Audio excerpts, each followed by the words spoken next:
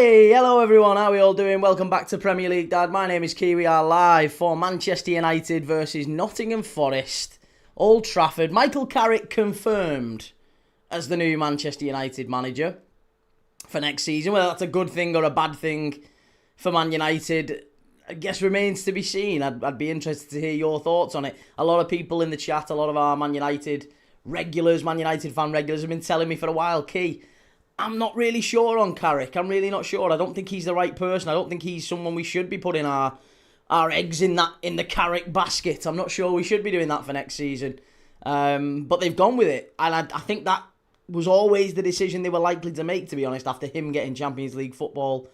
I think they were always likely to make that appointment because they couldn't make any other appointment. If they'd appointed any other manager, it would have been incredibly difficult for that manager to live kind of in the shadow of Michael Carrick. There would have always been Michael Carrick sort of looming over his shoulder, like fans saying, "Oh, we should have appointed Carrick. We should have given him a go." Whenever something goes wrong, as reactionary football fans as we always are. But for Forest, it's a little bit more about stability, isn't it? Forest have had a bit of a weird season. Four different managers reached the European semi-final for the first time in God knows how long. It's been a hell of a journey, a real adventure for him in Europe. Disappointing to end the way it did against Aston Villa. It was a real battering in the end. And now it's about finding stability. It's about building for next season. It's about trying to make sure that when they do lose those players, and there's going to be a few players I would imagine move on from Forest in the summer. Elliott, maybe Murillo, maybe Gibbs-White, maybe Nico Williams. You know, quite a few of that Forest squad. It might need a bit of a rebuild. And it'll be about trying to make sure that they consolidate and try and stay up next season. That's going to be a real difficult task for Forest. And it starts today. They've got to maybe go out and lay down a marker under Vítor Pereira that after the disappointment of the Aston Villa game, they can go to Old Trafford, they can still compete, and they're not just here to make up the numbers next season. They're going to be a team that's, you know, nobody wants to go to the City ground. That was certainly how it was last season. It's maybe been a bit easier to go there this season. But it was always a very, very difficult place to go last year, wasn't it? So yeah, really intrigued to see what happens today with Forest United. I mean, I've put the thing in the chat right there. I've put it in there to see what do you guys think. What do Manchester United need to challenge next season? If I'm dead honest, I don't think they do challenge next season, whoever they bring in. But there's a lot of people who do seem to think that. So what do you think United need, realistically, to challenge to be in the top four again, let's say? Because that's going to be difficult, isn't it? Again, there'll be a lot of players leave United. I would imagine we see a lot of players leave. So what happens? What happens in this summer for United? And yeah, we can talk about all that. I'm sure we'll be talking about a lot of other stuff today as well, won't we? We'll be talking about the Mo Salah statement. We'll be talking about Xabi Alonso confirmed to Chelsea. We'll be talking about all that stuff throughout today's live. I want to get your thoughts on it. Lots of love to everyone in the chat. Jellyfish, good to see you. Lancashire Evertonian. Red Rebellion. Roderick, great to see you, mate. Bruno assist record is ticking. Bruno assist record. He ain't getting it. 3 stars says West Ham are 7 points behind us with only 6 to play for. Yeah, they're already safe, aren't they? Forest is safe now. Shell, lovely to see you as always. Nick says there's literally no managerial options for Liverpool right now. Eh? I mean, to be honest, we don't need any managerial options. We're keeping Arne Slot. And to say that we didn't have any managerial options, it was Xabi Alonso or no one. Again, I'd say that's a little bit petulant and a little bit childish. Lakeside, I'm a Forest fan. Good lad, good to see you. Swifty afternoon, Key. I'm cheering on United from sunny Spain with a couple of cold Estrellas. Lovely, enjoy that, mate. You enjoy sunny Spain. Shitbag. Pissing it down here. It's absolutely tipping it down. But yeah, you enjoy yourself. Pull the ladder up, Jack, and sod the rest, eh? 3 stars says no worries, mate. Relegation battle for that last spot has been a hell of a race. Still, hopefully, going into the last day, Everton have a big part still to play. Everton, yeah, play Sunderland today, don't they? That's a bit of a European playoff, that one, isn't it? Everton v Sunderland. It's after this game. So remains to be seen whether or not Sunderland or Everton could still sneak into Europe. Right, hang on a second. Let me just get this. Sky Sports, we're on, aren't we? Yeah.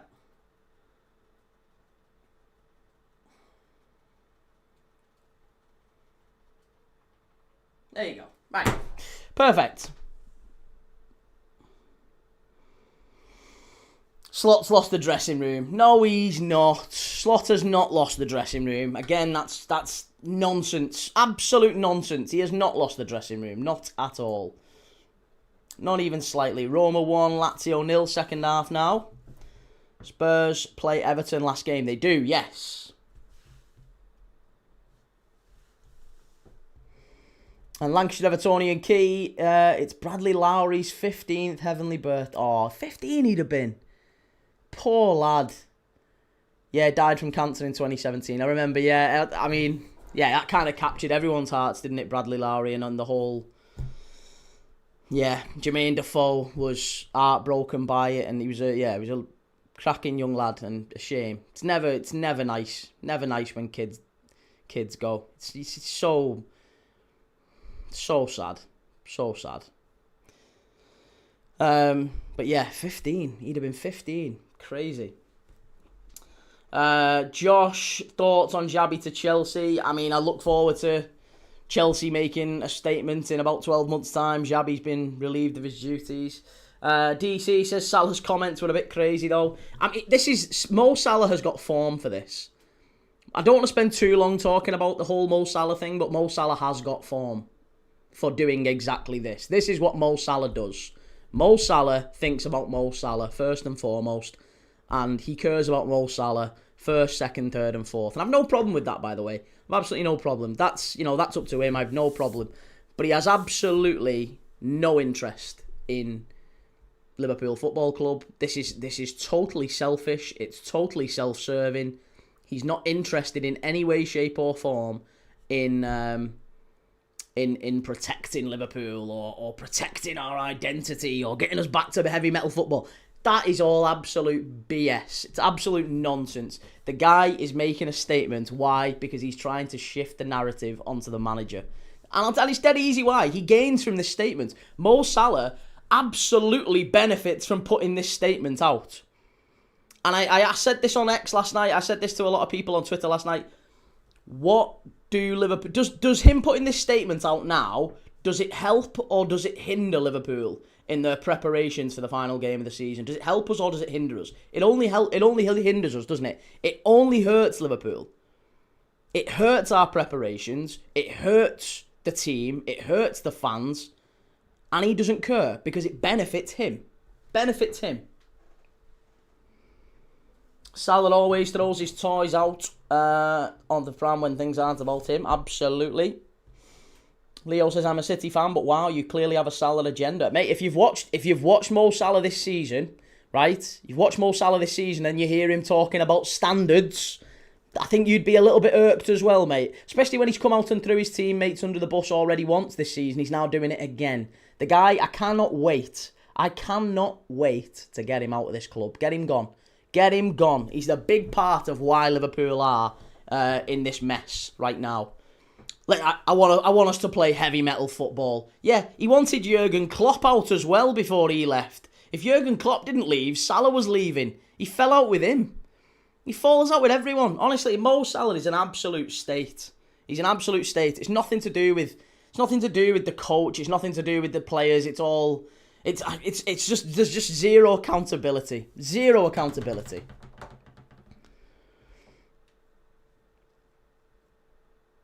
Neville criticising Salah big time on Sky. Well, hey, listen, it's very rare that I agree with Gary Neville, but it's so bad. It's so bad. It is absolutely terrible. Red Rebellion, the club have told Salah he can leave for free, even though he's still on a contract. He's taken offence to that because he's no longer the player he was. Yes, and this is... People were saying to me, Key, what does Mo Salah have to gain from this? He's got nothing to gain. His legacy is intact. Yeah, but do you know why it matters? Because he's got 8 days left until he's a free agent. He is right now negotiating with big clubs around Europe.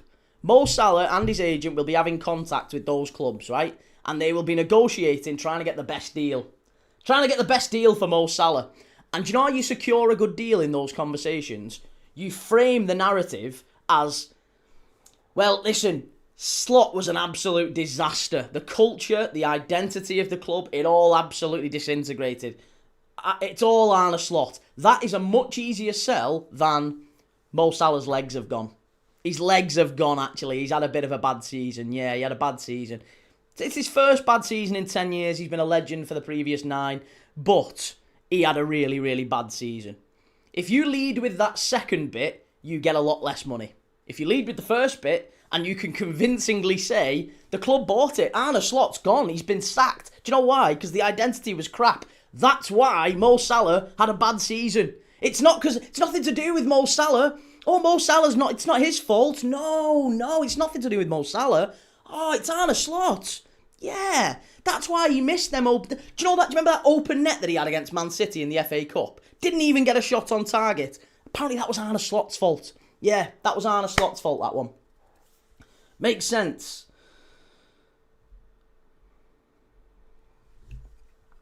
Man United are wearing next season's kit today. Absolute woke nonsense. That's been the same old for ages, though, hasn't it? That's been the same for ages. Bezzy says, are you certain that Salah wants to prove a point and join another Champions League club? I guarantee you, I promise you, there's no way Mo Salah's going to Saudi. He will absolutely 1,000,000% be at a Champions League club next year. Guaranteed.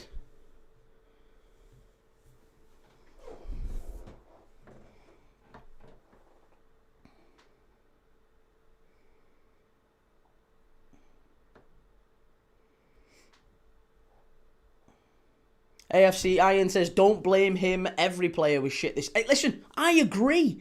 I'm not blaming Salah for this season. Don't get it twisted. I'm not blaming Salah for this season. He is blaming Slot for his form. All I'm saying is that's nonsense. He needs to take accountability, and he's not. He's blaming everybody but himself, isn't he? That's the problem. Vampy says, some Liverpool fans are gutted with Alonso joining Chelsea. They wanted him at Liverpool. No, I didn't want Alonso at all, mate.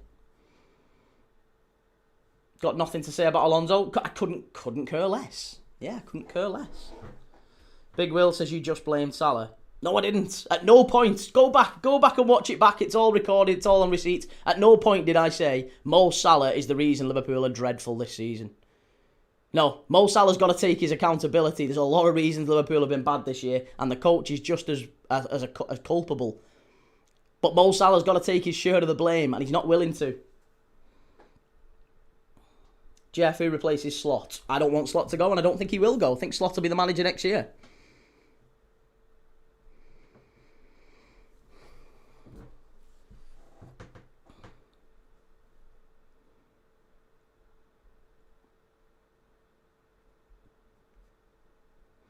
Newcastle v West Ham score prediction. 2-1 West Ham, I think, later. We're going to be on for this later on. Kimi Kifili says, set piece FC, ole, ole. Exactly. That's it. How you doing, mate? Good to see you. Jeff, as a United fan, I hope Slot stays as well. Hey, as a Liverpool fan, I'm made up that Carrick's staying. That's fantastic. I'm absolutely made up that Carrick's staying.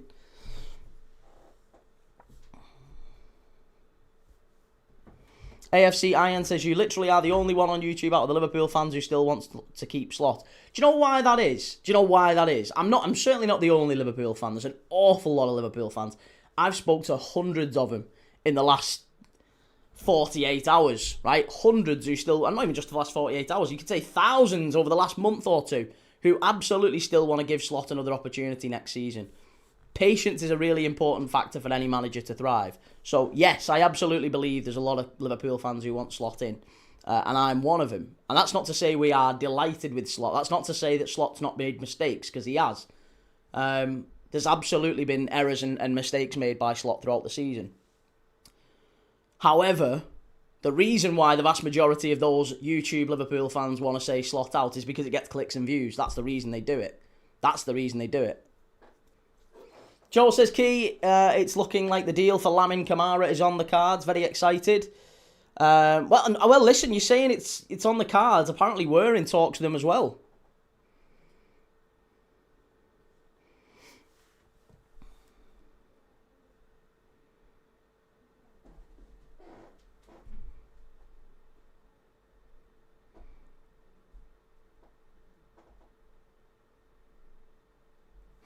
Beanie, as a United fan, how many times has it been the manager's fault over the last 10, 12 years? Do you know what, Beanie? I'm so glad you've said that. It's so right, isn't it? How many times have we seen United fans cry and bitch and moan about the manager? It's the manager's fault, it's the manager's fault. And the same bunch of players get recycled through to the next manager and they flop again and the manager crashes and burns and then it's the same again and the same again and the same again. And United, maybe they break the cycle. Maybe they break the cycle at this point. But you've got to, at some point, a manager will hit a bump in the road, and as a club you can either stick with them or you can rip it all up and start again. And it's that tendency that modern football fans have that will keep your clubs down.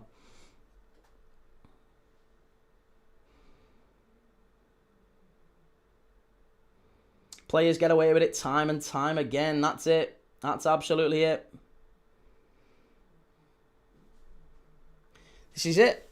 Too easy. People are looking for a simple solution to a complex issue, isn't it? Noddy says, what do you make of Fernandes at West Ham, Key? Like him. Yeah, like him a lot. Really like him. Would love him at Liverpool. I imagine he'll be leaving West Ham, assuming they do go down. He'll be back in the top flight. Michael Wilkins says United will get mid-table next year. It's always the same story.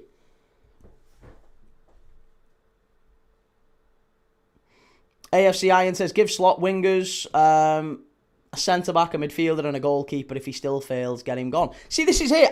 To be fair, whoever comes in, whoever the manager is, they're going to need those players, aren't they? Liverpool are going to need to sign 4, 5, 6, 7 key players, whoever the manager is. So why wouldn't you give him the opportunity? You can't throw Slot under the bus and say it's been dreadful this season, but we still need 7 or 8 new players. That doesn't make sense, does it? That doesn't make sense to anyone.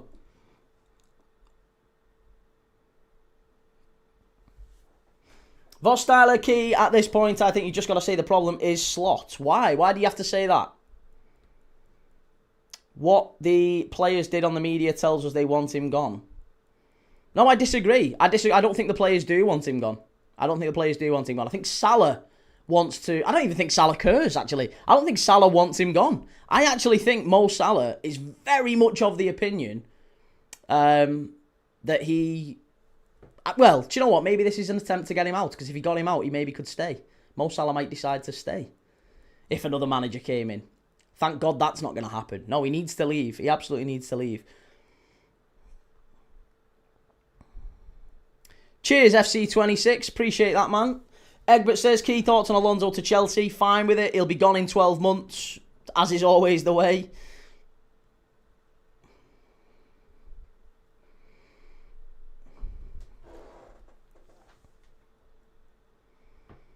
Red Rebellion and Salah would be leaving irrespective of who the manager is. But I don't know, no. Do you know, right, here's the thing, right, though. Red Rebellion, I think Mo Salah knows he's on 400 grand a week here at Liverpool. Imagine if, let's say the club had caved and they'd sacked Slot and they'd got someone else in. I think Salah's preference is actually to stay at Liverpool, because he's not going to, he could stay and keep the 400 grand a week that he's on. I absolutely think that could happen. There could be a turning point. There could be a... And I don't want it to happen, by the way, but I think maybe that is what he's pushing for.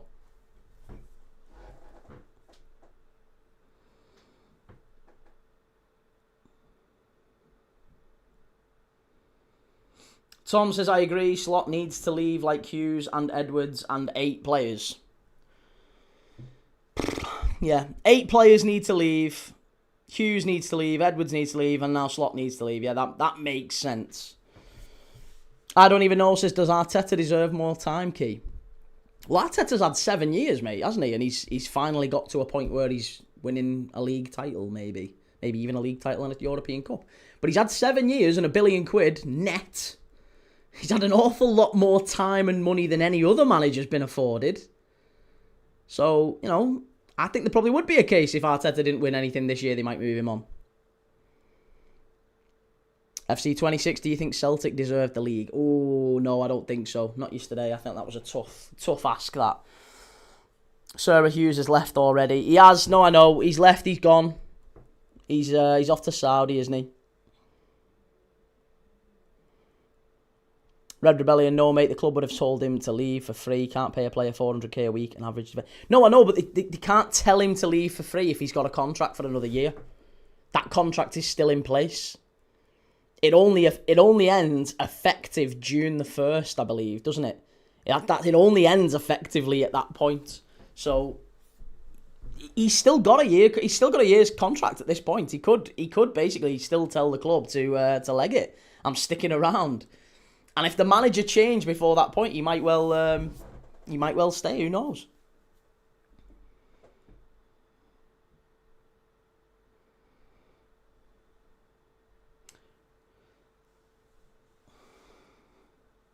Tom says you're the only fan that slot in. Shows you don't watch us. Lad, I've got all the receipts. I watch every single game.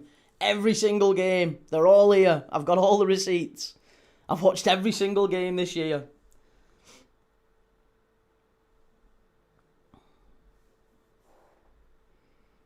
AFC Iron, I think Salah's a legend and he's in the position to call out what's wrong with the club because of his legacy. No.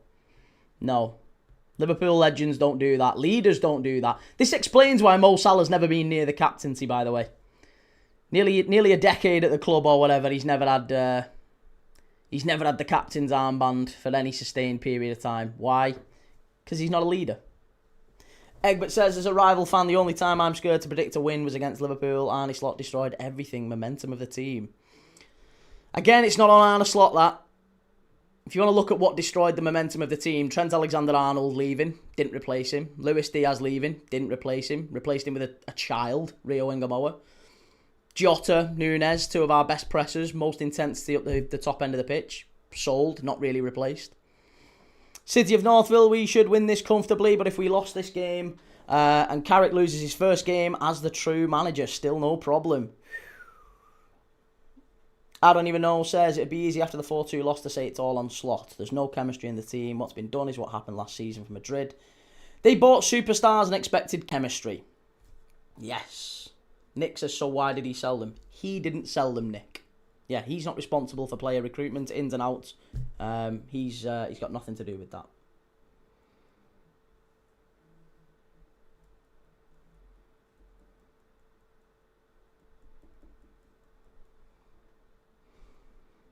Mike says Slot didn't sell Lucho. This is it, mate. This is it. All of the opinions that these fans have, they're all based on things that they don't quite understand. They think Arne Slot signed all these players.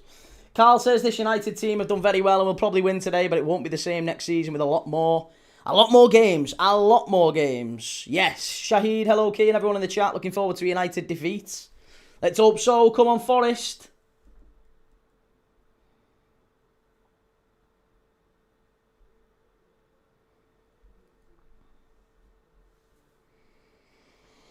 Come on, Forest.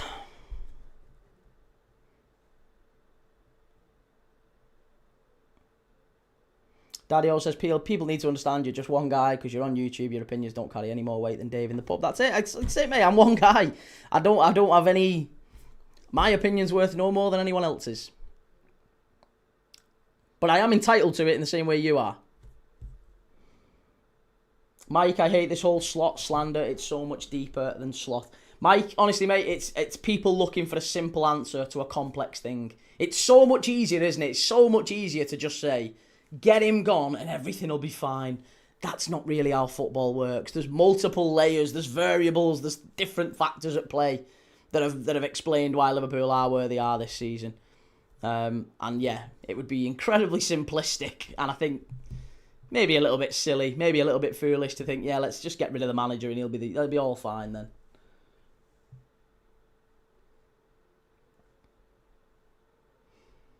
DC, if Slot's still going bad by Christmas, would you want him to go? It depends what we've given him by that point.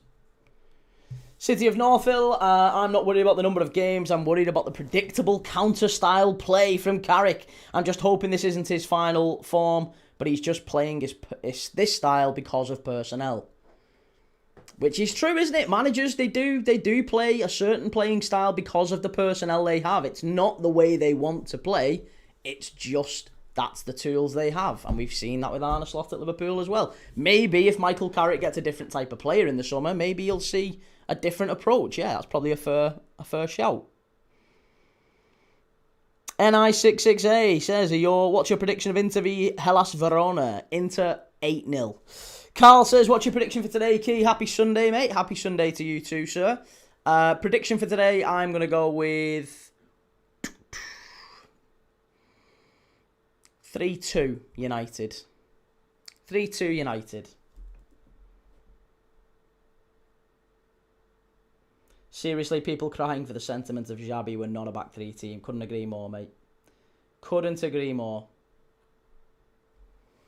If not Slot, who do these people want to rely on then? Give me names. They're talking about Sebastian Hoeneß from Stuttgart, who is is he the nephew of Uli Hoeneß? Do you know the Bayern Munich president who's basically called out Liverpool for signing Wirtz under their noses? Nah, you don't want Sebastian Hoeneß. People have this old parasocial thing and they can't separate you, just a normal blow. That's it. That's it. Yeah. Would never profess to be anything else. AFC Ian says, United's board are so stupid they didn't learn the lesson from Ollie. They could easily have appointed Areola. Carrick's not going to be the man for the Premier League and the Champions League. Areola, would Areola have been better? DC, gonna bounce to watch the game. Key might come back in when we score. No worries, mate.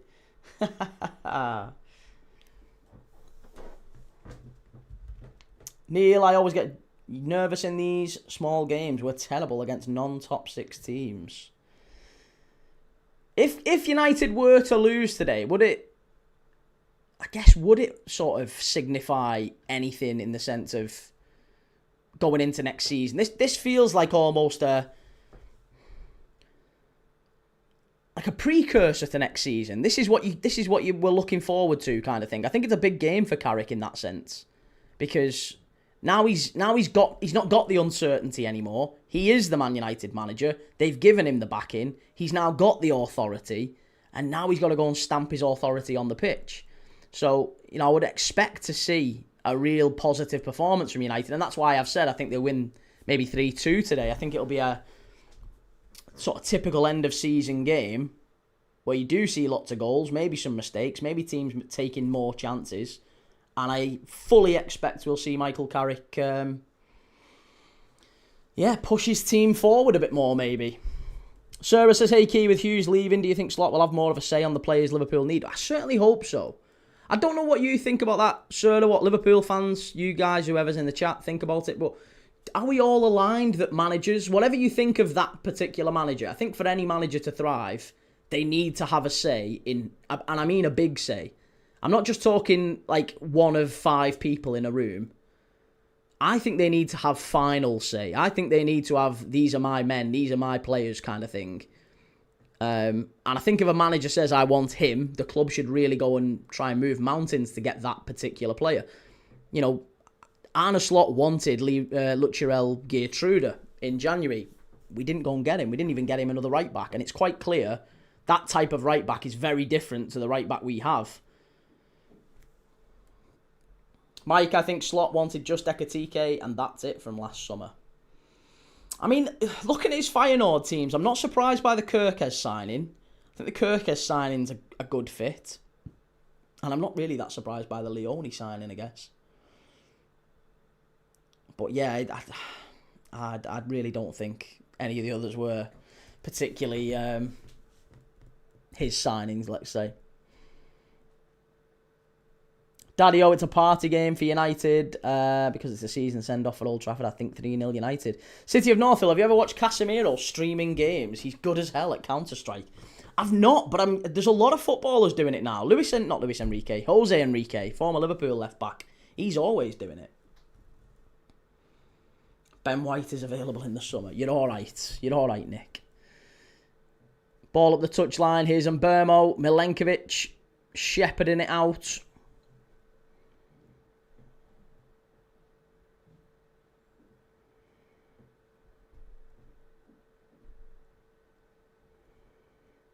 I hear Liverpool has got a doll. A what? We've got a what?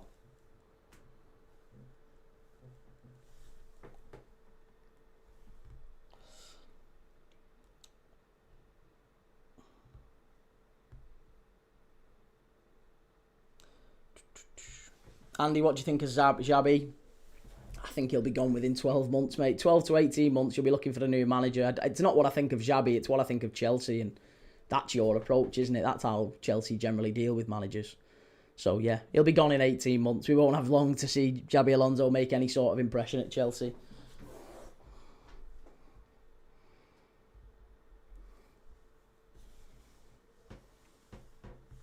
Brendan, to a right back that's trash at defending and not good at attacking. We haven't got a right back, Brendan. I don't know who you're talking about there. We've not been playing with a right back for most of this season. We've been playing with Curtis Jones and Szoboszlai at right back. If we get Barcola, Stiller, Wharton and Mingueza through the door, we'll see different with the fans. Oh, God, no. Not Stiller and Wharton. Stiller and Wharton are not the types of signings Liverpool need.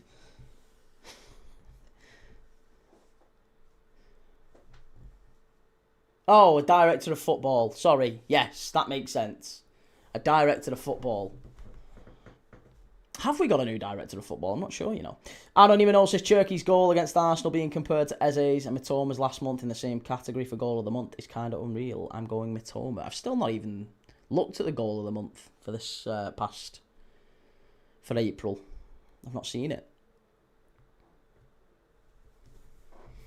Forest just sitting back. Neil says, hoping for a 2-0 win today. Key, Casemiro and Sesko both assisted by Bruno, obviously. Here's Ahmad. Dalot. Too easy. Cleared away by Forest.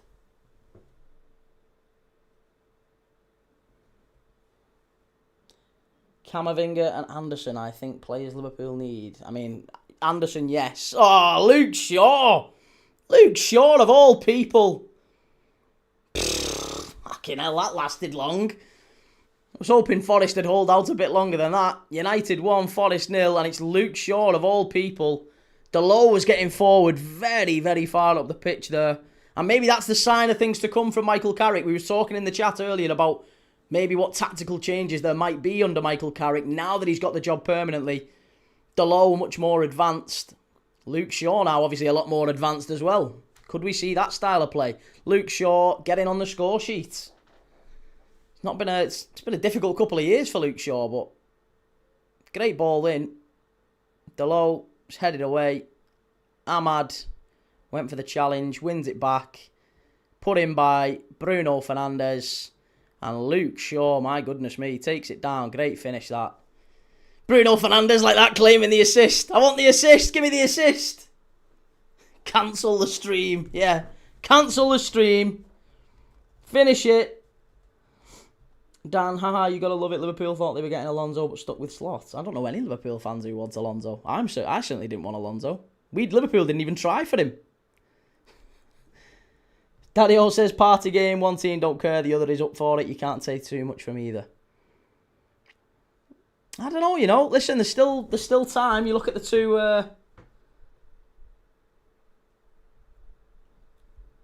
look at the two thingies, the two team sheets. Forest are still taking it seriously.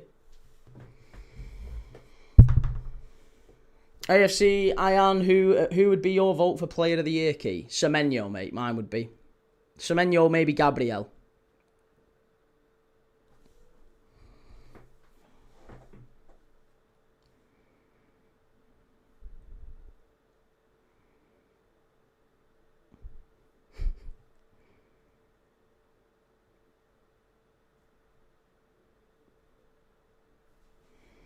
Neil says Alonso would weaken Key. I hate to say it, but you all have to trust the process. That's it, absolutely.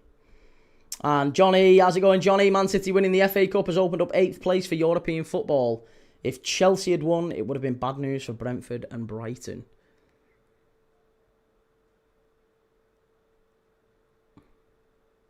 Yeah, Ahmad foul there.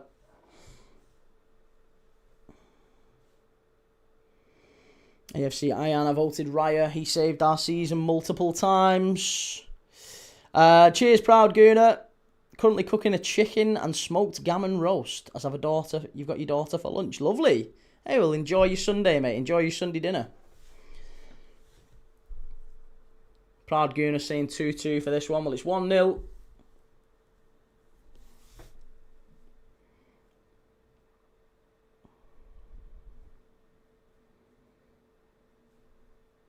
Jay Cartman, what was your prediction, Key? Missed the start of the stream. Apologies. It's not good enough.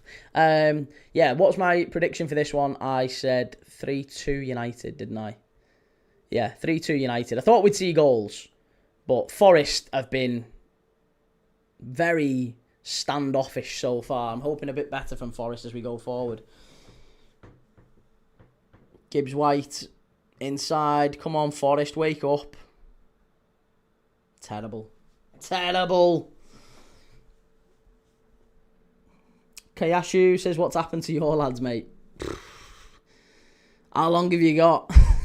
There's a long list of things happened. I don't even know if it's a red card. Apparently a Lazio red card. Derby can't ever be normal.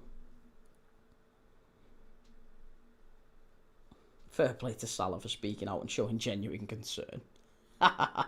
Yeah. Yeah, it's definitely genuine concern. Forest into the area. Oh, good tackle that. Really good tackle from United. Alf, how do you feel about Xavi going to Chelsea? Xavi's not gone to Chelsea. No, it's Xabi Alonso who's gone to Chelsea, mate. Xavi's still unemployed, I believe.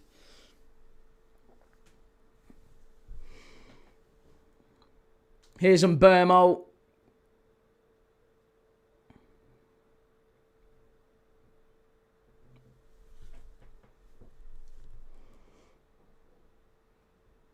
JB Keel, tell it's all Klopp's fault. No, it's not all Klopp's fault. See, I'm the only one, JB, who's saying that it's a lot of different things. It's only Salah saying it's all Slot's fault. And Numpties in the Liverpool fan base saying it's all Slot's fault. Change the manager and everything will be fine. Yeah, of course it will. Of course it will.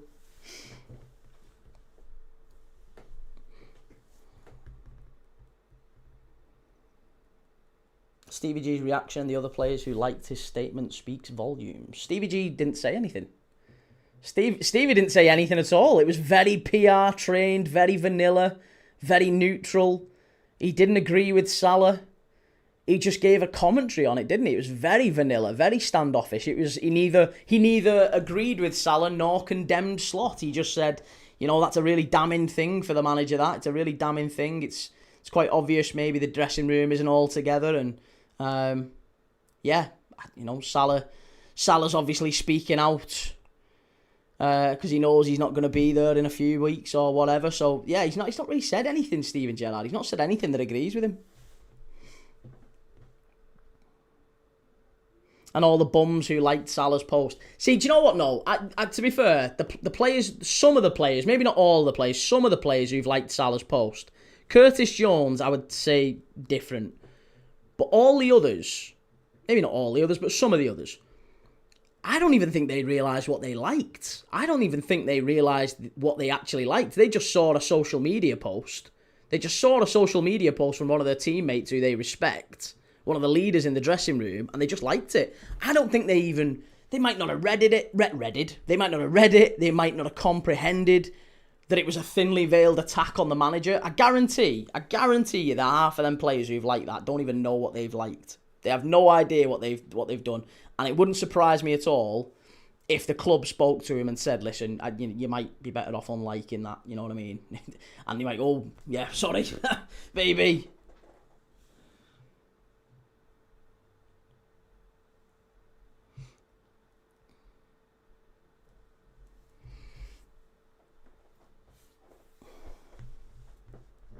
South says, so Key, how do you feel that you finished behind United this year, even though we sacked our manager? It doesn't really make a difference, mate. We both get exactly the same. Makes no difference at all. Can't put third place in the trophy cabinet, can you? You might try. You might try to do that. Neil says that Gerrard speech was like how Forest are playing today. Yeah, bland, vanilla, very bland, wasn't it? JB1 says some very broad assumptions made there, Key. No, it's not broad. It's not a broad assumption at all. It's what to say that there's lots of different factors at play as to why Liverpool are bad this season. Oh, terrible from Forest again. Yeah, that's not anything. You guys are saying, you specifically, JB, and Salah, are saying that the reason Salah has been dreadful this season is Arne Slot. I'm not saying that. I'm saying that the player needs to take some responsibility. Steve, you can still miss out on Champions League. No, we aren't missing out on Champions League. Don't be silly. Don't be silly.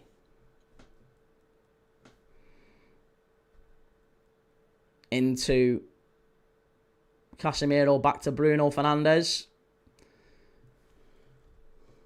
City of Northville, we all knew it was an attack, so how didn't they from within the belly of the beast? I mean, you've got to remember, mate, you've got to take it as a little bit that English ain't their first language. Some of them are in their first year at the club. You know, Florian Wirtz has liked it. Florian Wirtz has got no axe to grind with the manager. I think he's just gone, oh, Salah's put a post up, like... South Shep, Slot is the reason Liverpool are bad and I'm a United fan. Well, then you're a disingenuous Man United fan, I would say. Because I think if you look at Liverpool and you say there's one single issue, respectfully, I think you've not watched much of us.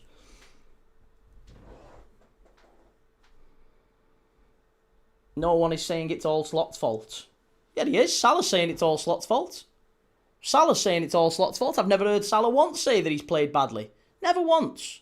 Never once held a bit of accountability and said, we've got to do better. I'm looking at my own standards. I'm looking at my own, my own performances. They've not been good enough this season. I've never once seen him say that. Ever. Ever. And do you know why? Because he doesn't believe it. Mo Salah doesn't believe that. Mo Salah believes that the reason he has played badly this season is Arne Slot. And it's important, it's necessary for him to think that way. Because if he thinks that way, and he tells all the clubs that he's speaking to that that's the reason, and they buy that, then he'll get a higher wage from him.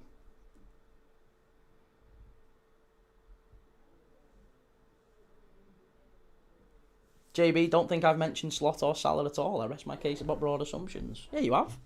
Yeah, you have. You've said loads about Slot and Salah. Gents, can Liverpool survive the Premier League next year with B-Tech Ten Hag? Absolutely we can. I think we'll thrive next year if we keep him. Neil says, it is the whole team. You just need to spend to keep up next season, Key. Yeah, well, we've got to spend more. We've certainly got to spend more. There's no doubt about that. Cheers for the super chat, though. Thank you very much for that. Appreciated.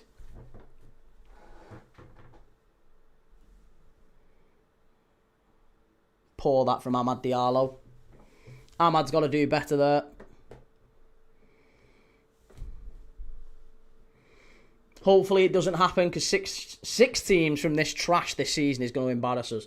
If there's 6 teams from the Premier League and the Champions League, my God.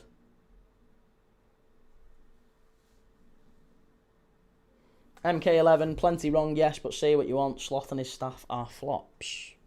They weren't flops last year, were they, when they won the league title?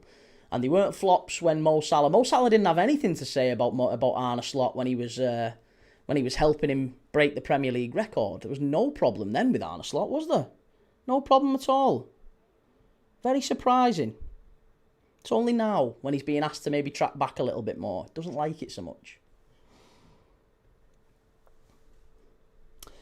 Hello, Welshwing, how's it going? Do you think it's arrogance or stupidity that these Forest players so far are trying to dribble past 5 United players only to fall on their arse?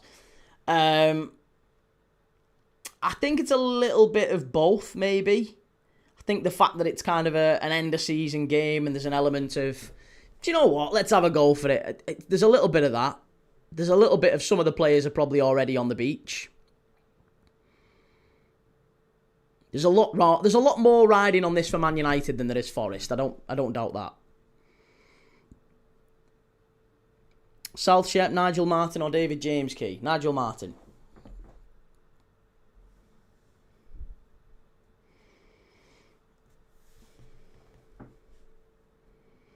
Brendan says, obviously Slot's got dealt a difficult situation this season, but you can't ignore he's managed the situation poorly. Same you said about Salah applied to Slot. He's not held himself accountable. I think he's held himself accountable. Of course he has. He's the ultimate. At the end of the day, the buck stops with him. He knows that. I don't think... when you say hold account, what are you actually asking for him to say? I've been very clear about what I would want Mo Salah to say.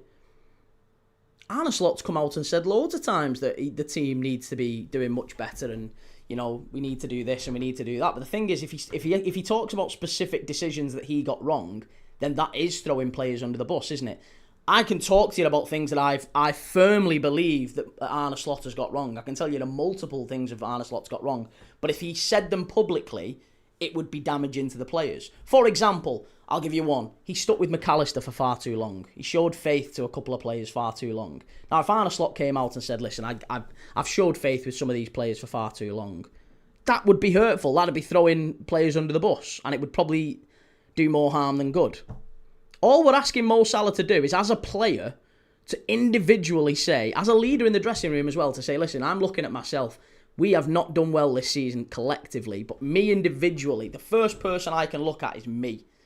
It's all easy. It's easy to point, isn't it? It's too, and you can, do you know what? You can divide people up in life by that. I've found that in life. As you go through life, you'll meet people, right? And you can carve them up into two camps.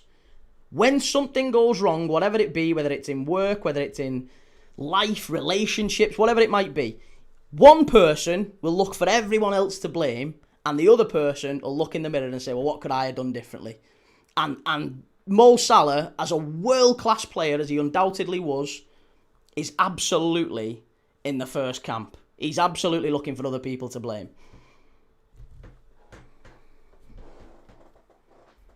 CGLFC heard on another channel last night that a top-tier source says that Slot's already finished and would have to Hoeneß from Stuttgart. Not a chance. Not a chance.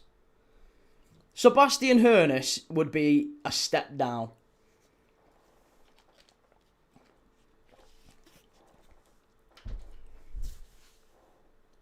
City of Northfield, Bruno's never dropped off to the extent Salah has. I mean, Bruno's a lot younger though as well, and he's playing in a less demanding position in the pitch.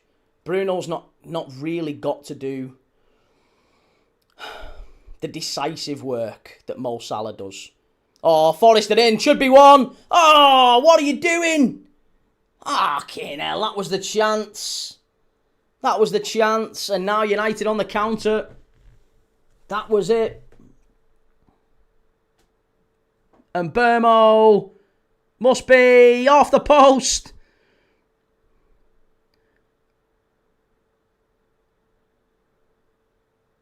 Oh, nearly 2-0 United.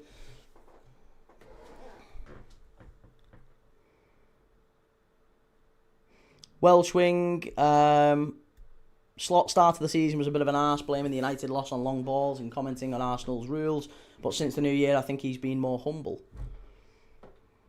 Slot is not the problem. It baffles me. I will never ever understand. People can have whatever opinion they want, but I'll never ever understand people saying that the manager is the sole issue or the primary issue. There's so much more wrong with Liverpool. Far much more.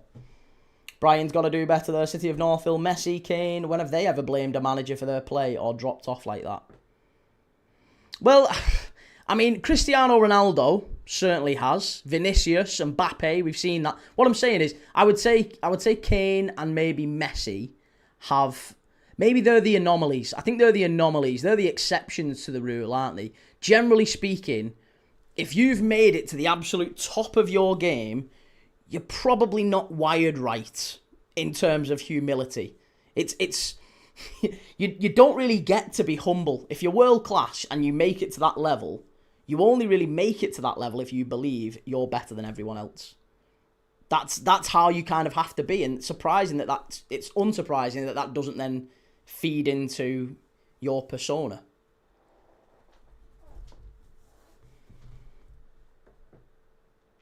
Ronaldo has, and he's a bit of a twat, isn't he? Yeah, a little bit, yeah. From what we know about him, admittedly, I don't know the fella personally, but yeah, from what we gather. CGLFC, of course, Keith, it's never 100% the manager, but that's how sports works. It's not how Liverpool work, though.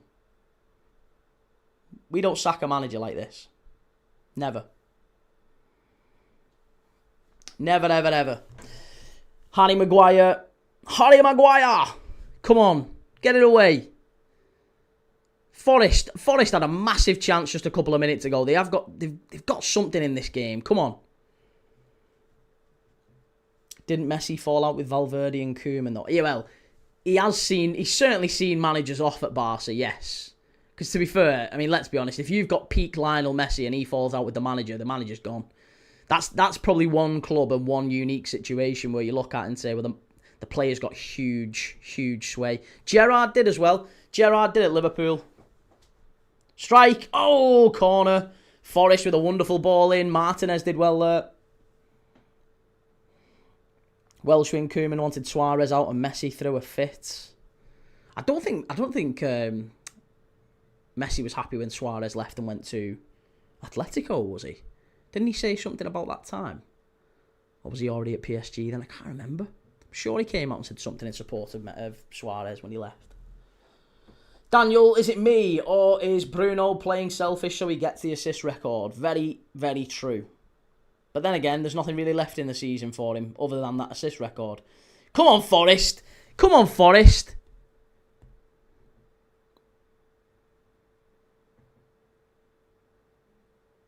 Oh, that's crap again. Garbage. CGLFC says, one damning thing for me was how he moaned about the low block teams were employing against us, then played 5 at the back against PSG. It's like admitting you've got no chance. No, it's not admitting you've got no chance, because he only played that way, mate, in the first leg. I think it was quite clear that we were going to go away and try and get a draw. That's not... And I think that's reasonable, isn't it? Would you not have gone to PSG and tried to play for the draw?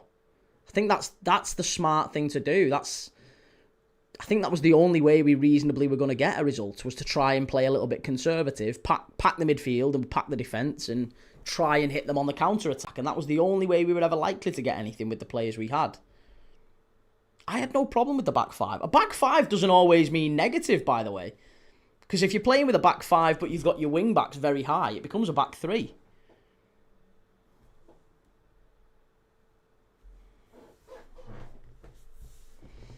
Neil says, if Bruno fell out with Carrick, then Carrick would be out the next day. He just has too much sway with us. Panashi's there, don't like what Salah's done. He knows if Slot benches him for his last game of the season, the fans will unfortunately not like it. I think they'll still play him. I think it was maybe a desperate last play from Mo Salah to try and get the manager sacked. City of Northville, I don't mind he played that way. I mind that he kept bitching about the low block as if we all aren't having to deal with that. I think there was probably a little bit of frustrations boiling over because Liverpool don't really have the players to play against the low block. You need pace in wide areas and we don't have it. Another corner for Forrest. Come on, Forrest. Let's have an equaliser.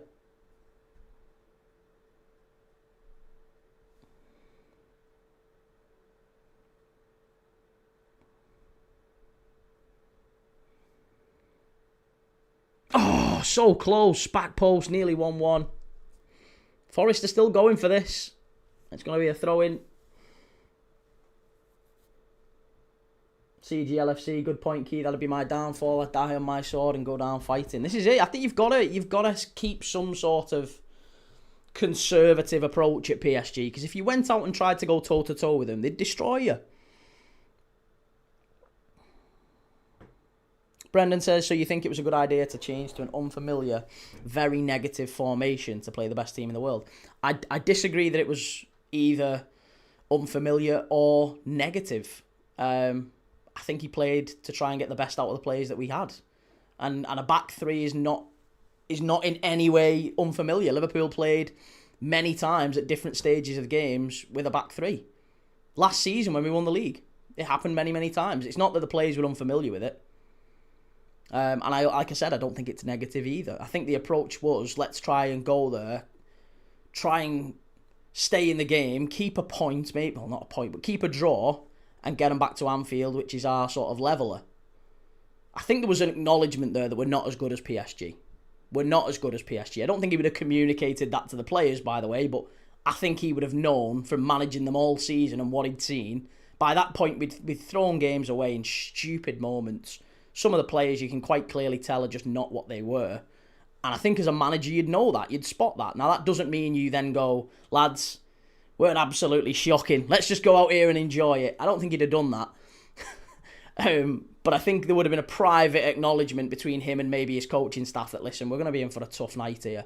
We're going to have to take a very little of the ball probably, and maybe the smart thing to do is to pack the midfield or pack the defence, limit them to space between the lines, try and keep an eye on, double up on Kvaratskhelia and Dembele in the wide areas, Doué as well whenever he gets it, and try and make it back to Anfield level. I would say that.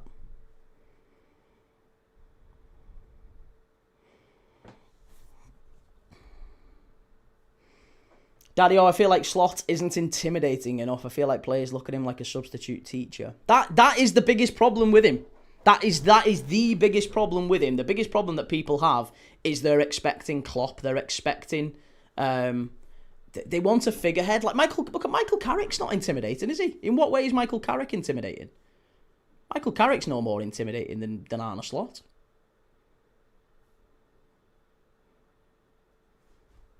Neil Key, would you ever watch F1 if there was no football on? Nope. Never.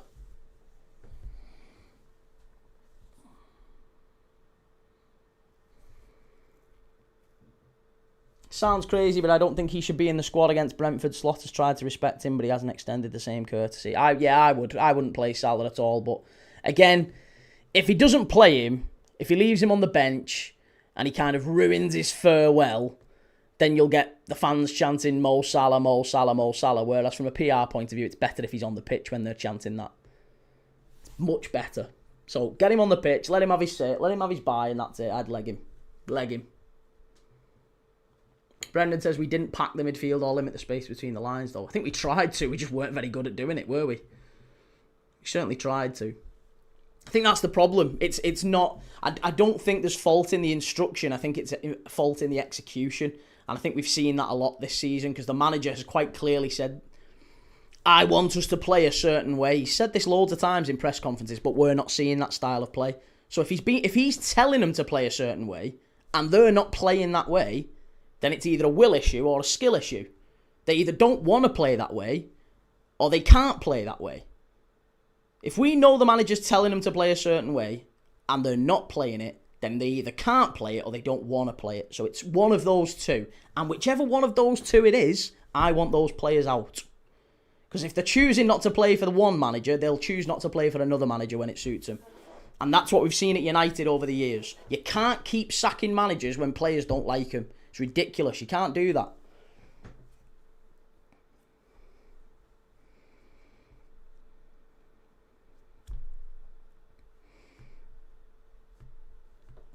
If I'm Carrick, I'd even take a pay cut to get Anderson. That's the kind of player that can decide if he succeeds or falls.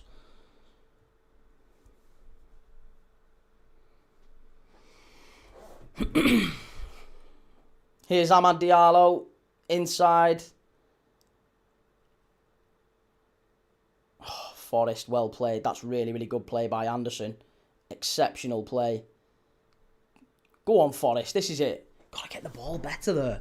Slow. Here's Hutchinson. Good ball in. Dalot. Morgan Gibbs-White. Well done. Free kick, referee. Free kick, referee. Thank you, sir.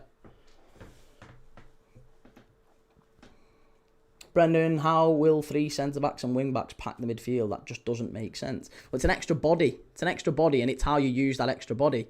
Because we didn't always play with a back three. Sometimes you saw the right side, you'd see Frimpong much, much higher, which became an extra body in attack. So it was different. There was different phases in the game where it was an extra body in midfield. It wasn't a back five, a rigid back five, was it?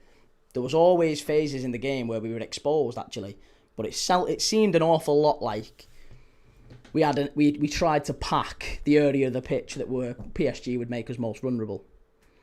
Here's Anderson with a free kick.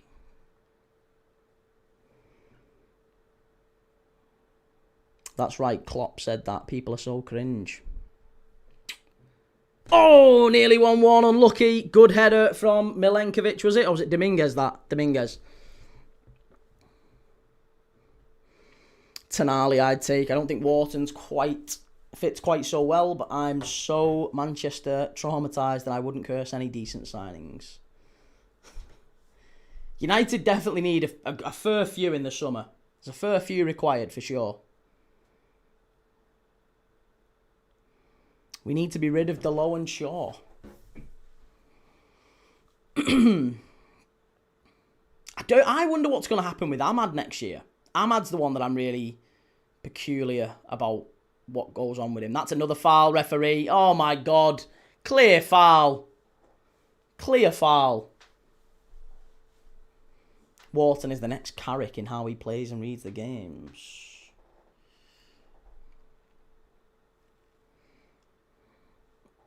Here's Bruno Fernandes.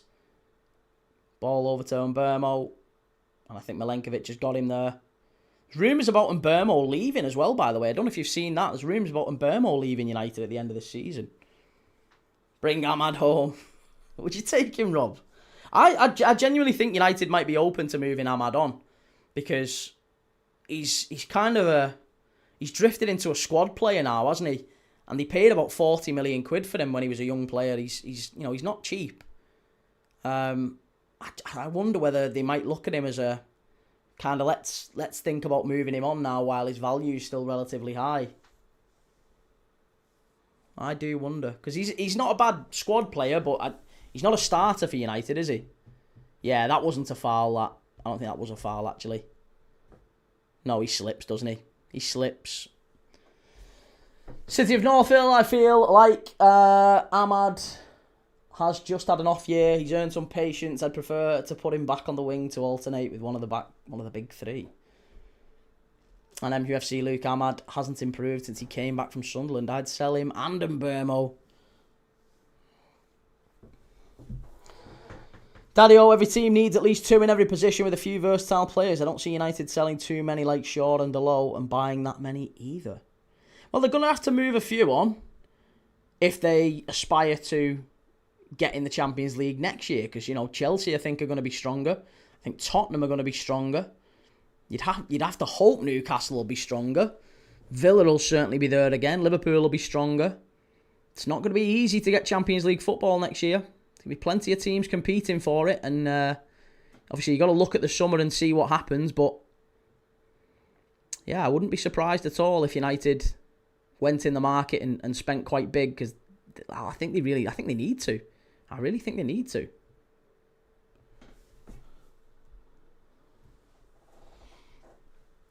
Mount will go, yeah. Mount probably goes as well. I agree with that, Andy.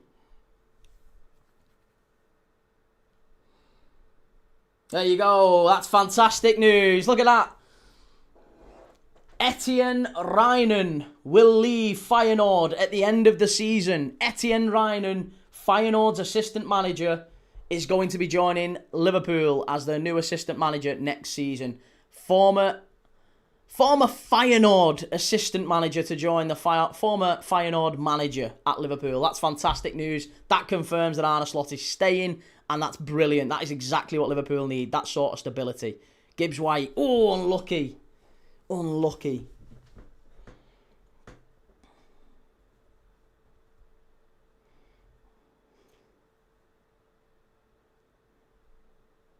Brendan, will Salah get the mic after the game Sunday? I think he will, but the club will. It's so difficult, isn't it? Because they'll probably try and in some way, not reprimand him, but yeah, there will be a danger that Salah will speak his mind. There will be a danger, and I'm sure he will. I'm sure if they give him the mic, they will.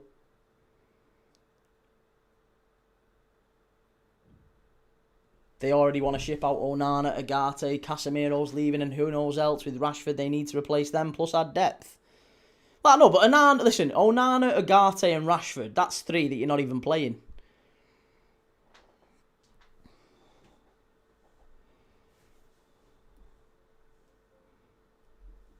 But that's great news. That's fantastic. I'm made up with that.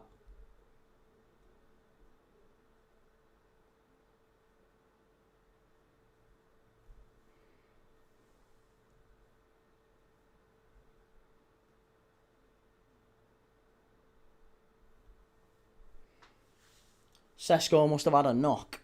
Carl says, combine a team key from United and Liverpool for this season. Fucking Fucking hell, that's tough. For this season, probably Lammens in goal.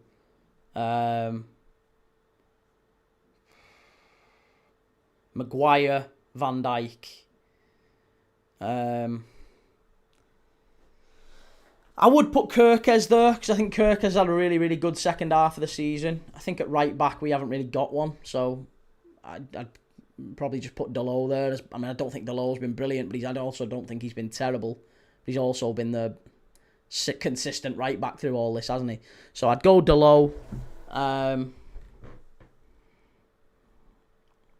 Bradley was really good, though, before his injury. Nah, we'll go Delo. Buggered it. We'll go Delo, we'll go Kerkez, we'll go Van Dijk, Maguire, Lammens in goal. Midfield would be Szoboszlai, Fernandes, Casemiro. And then front three, I'd probably go Mbeumo. Fucking hell. Mbeumo, maybe Ekitike.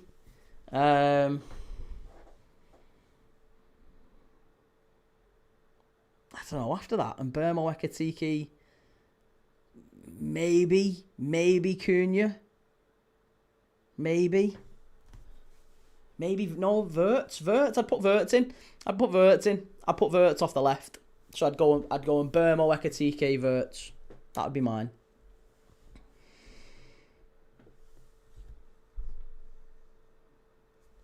Brendan, they should probably get Van Dijk to say a few words about Salah and Robertson and leave all that to avoid any awkwardness. Yes, that's it. That's it.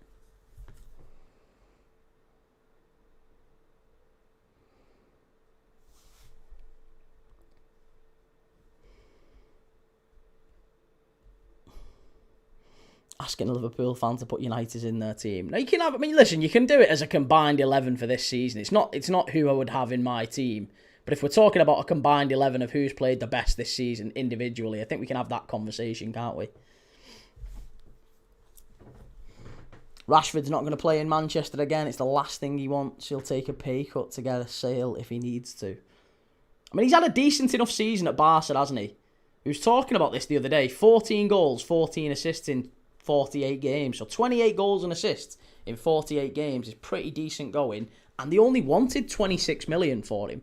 So if Barca say no to that, there'll be plenty of clubs around, plenty of clubs in Europe who will take, let's say, 20 million quid punt on Marcus Rashford. AFC Iron, are you doing Newcastle West Ham? I am indeed, sir, yes. Corner for Forest. Come on, let's pinch one back before half-time. Lammens again. This is it. This is what I was saying. He's dominant on crosses. It's so important. That's been the one big thing for Senna Lammens. He's not a great shot stopper, but corners, crosses, anything aerially, he's so dominant. He's amongst the best in the league at that, even as a young man. Rob says, even if he was going to take a pay cut, why aren't Barca picking up his wages are an issue? Well, his wages are an issue now because he's under contract. But I think if it was a deal breaker, like I reckon, if Barca said to him, "Listen, we'll pay the 26 million to United, but we're only taking you on, I don't know, 150 grand a week instead of the 350 that you're on at United," I think he probably would take that, wouldn't he? Header over the bar, too easy that. It's like saying you wanted to do a combined 11 in 24-25. You wouldn't take one of those washouts at United. No, you wouldn't take a single United player last year. But this year, based on the form of both teams, I think you can make a reasonable allowance there, can't you?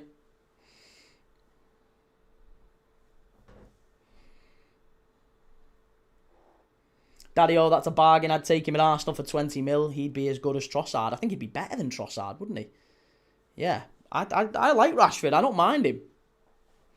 I mean, I don't think I'd have him at Liverpool, necessarily, just because of the United connection.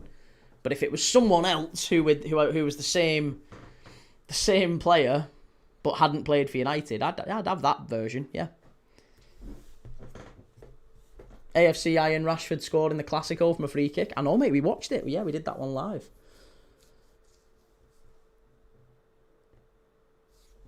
Lock596, who is at your top of Liverpool's summer signing wish list?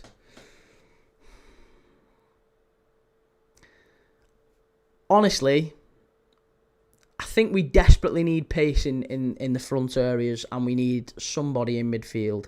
So we need an absolute bare minimum of 3 signings. Who those players are, it's very difficult to say. Very, very difficult. Because there's not really any standout number sixes around Europe. Elliot Anderson's a good player. I'm not sure he's worth whatever Forest are going to charge for him.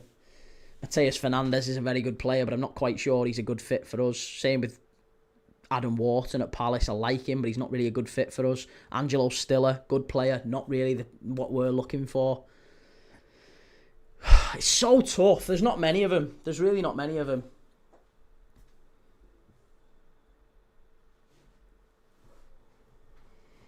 Diamand and Barcola. I wouldn't mind Barcola. Yeah, Barcola's not a bad shout. Jan Diamand I'm less keen on. Again, it's we're paying a big tax on Jan Diamand. I think there's better wingers. In terms of value for money, I think we can get better.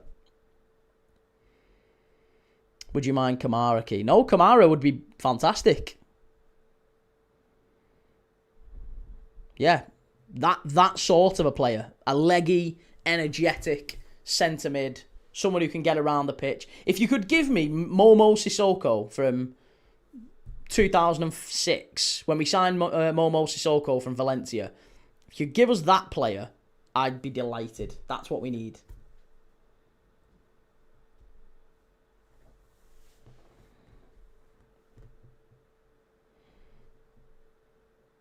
Proud Gooner, I'd defo take Rashford, but Nico Williams further up my list, to be honest. City of Northville, no Tonali. Not Tonali for me. No, not Tonali for me.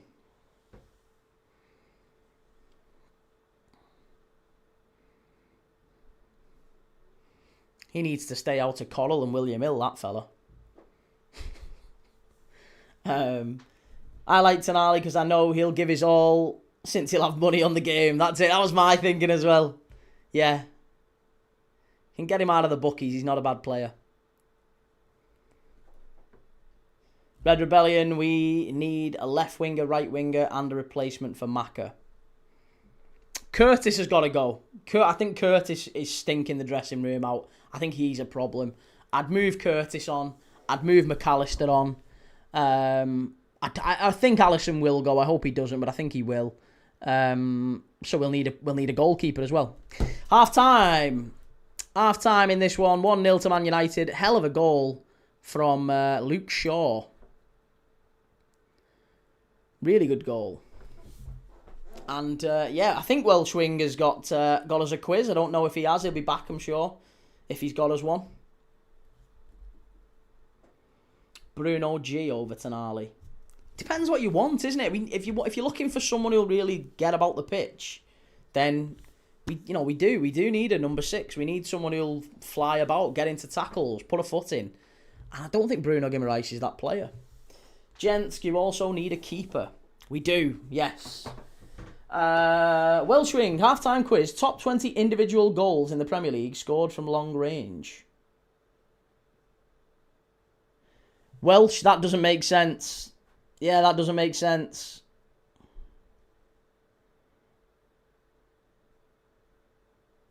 Hang on a minute. Are we talking about the top 20 longest distance goals in the Premier League? Is that what we're on about? Right, okay. Top 20 longest distance goals scored in the Prem. Let's call it that.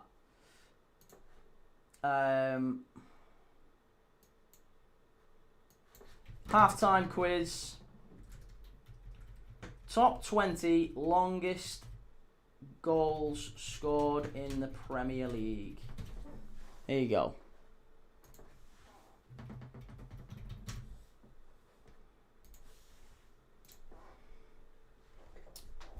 Rooney is 5th and 6th. Yeah, that would have been against West Ham and against... Oh, both of them might have been against West Ham. One was for West Ham. One was against West Ham and for United, and one was, I think, against West Ham for Everton, wasn't it? So we've got Gerrard 12th v Man City. Gerrard is 12th v Man City. That's puzzling. 6, 7, 8, 9, 10, 11, 12, 13, 14, 15, 16, 18, 19, 20. Gerrard against... Adam versus Chelsea is first. Charlie Adam versus Chelsea is first. That surprises me. Gerrard is 12th versus Man City. Rooney, you said, was 5th and 6th. Hang on. Rooney. Beckham was 4th. Okay. Who else have we got? Alonso 3rd. That would have been against Newcastle, right? Alonso was further out than bloody Charlie Adam, wasn't he? Not counting goalkeepers. Right, okay. So we're now on to Maynor Figueroa. Maynor Figueroa was definitely one. Taylor versus Sunderland is 11th. Yeah, Maynor Figueroa versus Stoke. Yeah, no, it's not. Goalkeepers don't count. Goalkeepers don't count. Matt Phillips. Yeah, Matt Phillips against Crystal Palace was one. Eric Edmond against Liverpool. I bet Eric Edmond's got to be there. I'd be astonished if Eric Edmond isn't there. And Suarez against Norwich. Yeah, Suarez against Norwich will be there. Gotta be.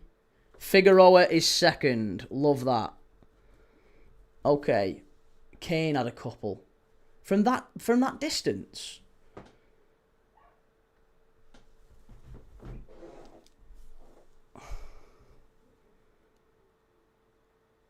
I think Suarez against Norwich has got to be there, hasn't he? Taylor versus Everton is 16th. Oh, that was for Portsmouth, wasn't it, that one? Caicedo versus Bournemouth. Alf, what's the quiz key? Quiz is the top 20 longest distance goals scored in the Premier League. Suarez versus Norwich is 7th. Okay, good stuff. So we've got Charlie Adams first against Chelsea. Figueroa against Stoke is second. Xabi Alonso is third against Newcastle. Fourth is David Beckham against Wimbledon. Fifth is Wayne Rooney against West Ham. Sixth is Wayne Rooney for Everton against, I think, the same team. 7 is Suarez against Norwich. Yeah, Begovic doesn't count when it's goalkeepers excluded, so it's only outfield players. Danny Rose against Arsenal. Afternoon, Matty. How you doing? Tony Yeboah v Wimbledon. No, that was outside the box, that one. Rose versus Arsenal is 22nd, so just outside. Okay. So we've got 4, 7. We've got 10 left. We've only got half marks here, lads. We've only got half marks. Top 20 longest distance goals scored in the Premier League by outfielders. Ronaldo v Portsmouth is 15th. Ah, right. Well, then that does give us a little bit of a frame of reference then. Is there anywhere they've had a goal from the halfway line when the keeper's been out of his box? Can you remember any goals scored by your team like that? Bruno against Liverpool. Yeah, Bruno against Liverpool, possibly. No, it was FA Cup, that, wasn't it? That was FA Cup, I think. Sure that was FA Cup. The one where he lobbed Kelleher. I think that was FA Cup, wasn't it? Company versus Leicester. Gerrard versus Southampton, maybe. That was miles out. Gerrard versus Man United, could be. Company versus Leicester is 10th. 10th? Fucking hell. That was an absolute hit, to be fair. Surprised by that. Declan Rice versus West Ham. Maybe. Crouch scored one from the sideline. Shah versus Burnley.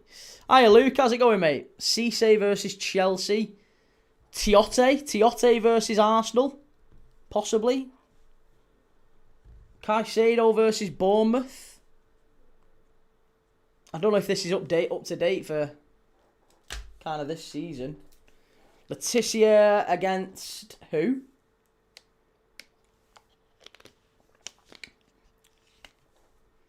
Johnson versus Hull City. No, it's only outfielders. Two Guy versus Tottenham is 14th. Who said Two Guy?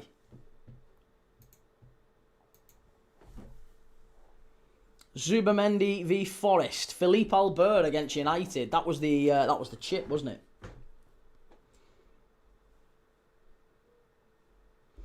Adam, are you from Manchester? I'm not, mate, no. Tiote versus Arsenal is 20th. I'm astonished by that, as if that's been given. Tiote. What about Coutinho versus Southampton, maybe? Coutinho versus Southampton. Didn't realise companies were so far out. Yeah, Szoboszlai versus Arsenal could be there then. It was Caicedo's first season, last game. Okay, maybe.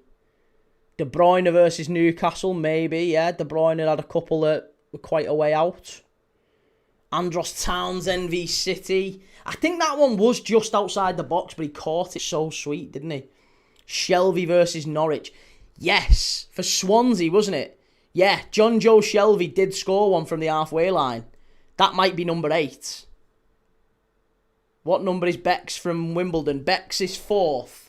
So far we've got Tiote versus Arsenal at 20th. Matty Taylor versus Everton at 16th. Ronaldo versus Portsmouth at 15th. Two Guy versus someone I can't remember at 14th. Gerrard versus City at 12th. 11 is Taylor versus Sunderland. 10th is Company versus Leicester. Szoboszlai versus Arsenal is 18th.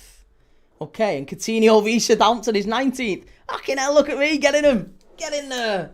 Didier Drogba or Frank Lampard? Drogba versus Everton it'll be. Drogba versus Everton. Shelvey is 9th. Right, Drogba versus Everton at Goodison Park. I remember that one. Drogba will be, I reckon he'll be 8th or 13th. He's got to be there because that one was an absolute smashing, that one, from just outside the area. Just past the halfway line. Tyler Adams versus Sunderland. Firmino also scored one that was long distance, similar to Suarez. I don't remember Firmino scoring too many like that. Drogba's 21st. Oh my God. Hang on a minute. Drogba's was definitely further out than Tiote's. Michael Essien versus Arsenal. Yeah, that one was quite a way out. Essien versus Arsenal could be. Vardy against Liverpool could be a decent shout. That was a way out. Yeah, Vardy v Liverpool. Essien versus Arsenal. We've already got Adams versus Chelsea. Apparently Charlie Adam v Chelsea is number 1. The furthest goal scored by an outfielder in Premier League history. How's it going, LJ? Henry versus Tottenham. Don't think he ever scored one from that far out, did he? Essien is 17th. Okay. So we're now on... We need 13th and 8th. 13th and 8th. Alex against Liverpool. That was Champions League, wasn't it, that one? Vardy v Liverpool's 24th. I like this quiz.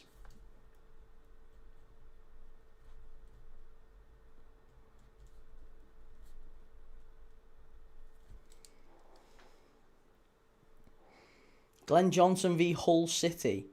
Yeah, the one he scored for Portsmouth against Hull. That could be a winner, that one. Yeah. For Portsmouth against Hull, I remember that. He smashed it. Jagielka for Everton against Liverpool at Anfield is another one. Could be Jagielka. Could be Glenn Johnson against Hull. 8th has to be Caicedo if it's up to date. Chelsea defender against Fulham. Can't remember who it was. Had bigger. David Luiz, maybe? Yeah, David Luiz wrapped one in from there, didn't he? Gravison scored a few bangers. Bentley, yeah, Bentley. Bentley versus Arsenal is 8th. Okay, Bentley versus Arsenal is 8th. That one was quite a way out, yes. So we now need 13th. John Arnerisa v United, free kick, rocket, 33 yards. No, that was edge of the box, that. It was never 33 yards. It might have been going... It might have travelled for 33 yards. That doesn't make sense, does it? No, I was going to go for 33 miles. PA7776, are you still a slot in, Key? I am indeed, sir, yes. How about Ibrahimovic bicycle kick? It's only Premier League, mate. Are we talking about the Sweden against England bicycle kick?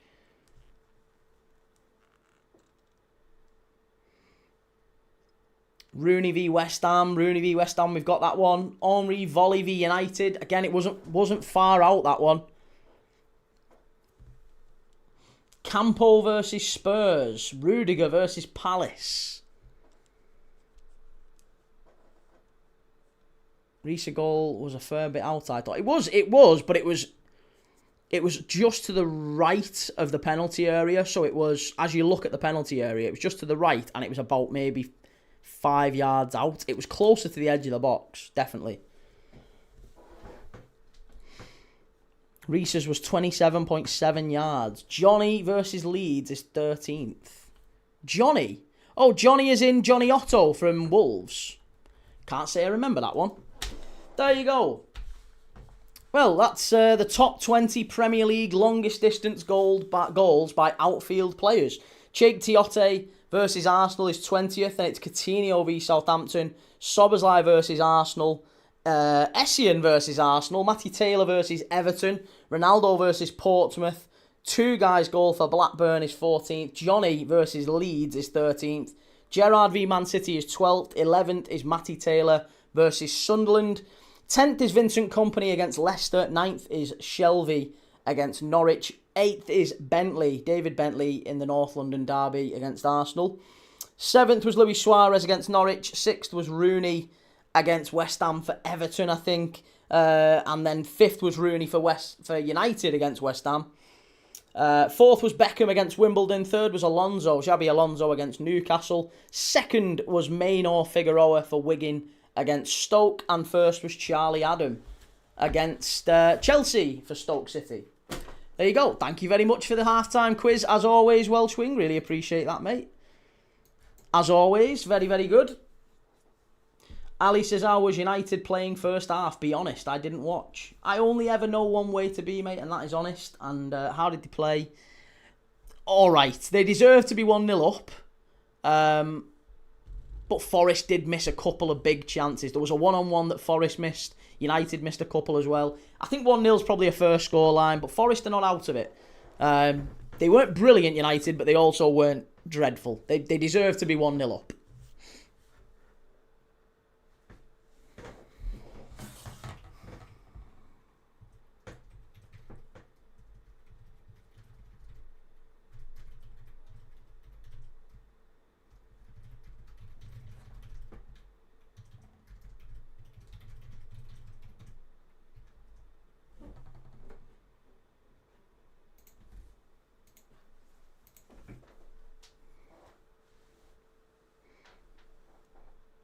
Okay, we're off for the second half here. Beanie, average, I'd say. Well, there you go. So I was kind. I'm a Liverpool fan, but I was being kind. Ava says, I swear that goal versus Stoke by the fullback was for Wolves. No, Maynor Figueroa was playing for Wigan. Rebel MC, I'm gutted that Hearts didn't win the SPL. I think, yeah, a lot of us were, mate. I think a lot of us were quite gutted. Fulham's cracker against Liverpool this year. Yeah, Harrison Reed was a very, very good goal. Disappointed. Brendan, so is it from the goal line or the touch line? Do we need to get the protractor out and recheck these? I'll take Welsh's word for it.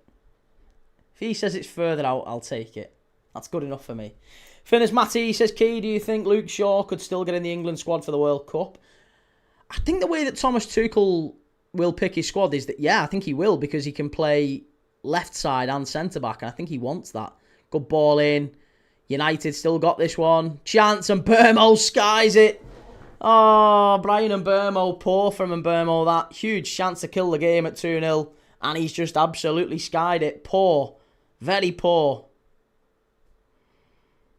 The sort of chances that you need your star strikers to be taking. That one's an absolute sitter, really. An absolute sitter from Brian and Burmo, that one. 6 yards out, centre of the goal. If he gets it on target, it's 2-0 United and it's probably game over. Poor that. Neil says, the quizzes make the 15-minute half-time feel quicker than 15 minutes in the game. Hey, we try and keep them fresh, don't we? I think Welshwing does a really good job at the half-time quizzes when he brings them in. He upstages me, because his are invariably better than mine. But yeah, we always do a good quiz. It's all good fun. Finners Matty, I think Luke Shaw could go, but I'd rather take Lewis Hall. I don't think it has to be either or. I think he could take both, couldn't he? I just think the availability of Luke Shaw to maybe fill in at centre-back and maybe even play sort of left of a back three, or even centre left of a back three, suggests he might go for that. Because I think there's a world where he plays that style, doesn't he? He might play that way.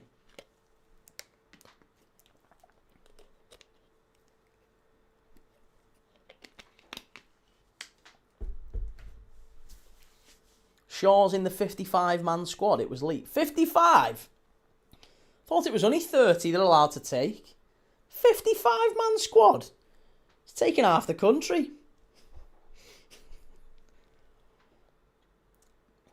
Neil Jagger says Shaw might not be as good for the World Cup. He'll have played 38 Premier League games this season. He'll be knackered. Got a lot of experience though, Luke Shaw. I do think he's a very talented player if he's fit. And he's versatile. He can cover both positions, and he's done well for England in the past. So I wouldn't be averse to taking Luke Shaw. I think United probably need to do better than Luke Shaw next season if they want to be in the Champions League places again, though. Brendan, would City do business on Stones or Ake now they have Gay? Bit of versatility and experience while Leone and Xhaka are integrated in would do more. Van Dijk can't play every minute, every game next year. They couldn't play it this year. That's one of the reasons why people are calling Van Dijk like washed and stuff like that. He's 34. He's had to play 3 games a week, 90 minutes every single week. If you're having a sincere conversation with someone, I'm not talking about people who, they've got the personality of a puddle and the IQ of a cardboard box. You can't really have a conversation with them about football because you spent 500 million. Virgil's washed, bro. Well, I mean, how important is freshness to teams? We've seen how United have played this season, playing 38 games rather than playing 40% less, 40% less than all their rivals. They've massively benefited, haven't they, United?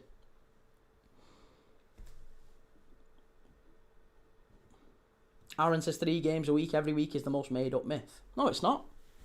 No, it's not. How's it made up?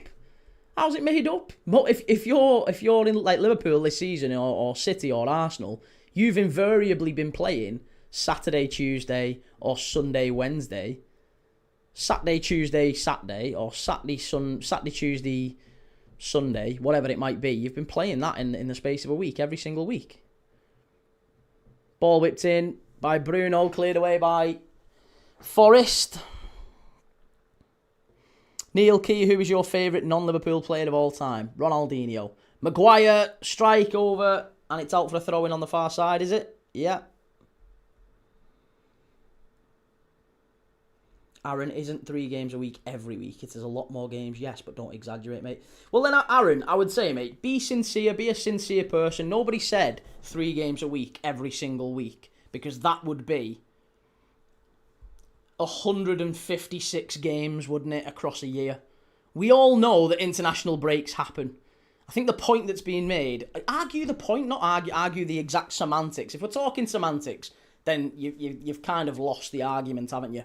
You're resorting to pettiness. If you want to argue the point, United have played 30-40% less than pretty much everyone that are around in the table, and I think that matters. That's the point, isn't it? That's the point.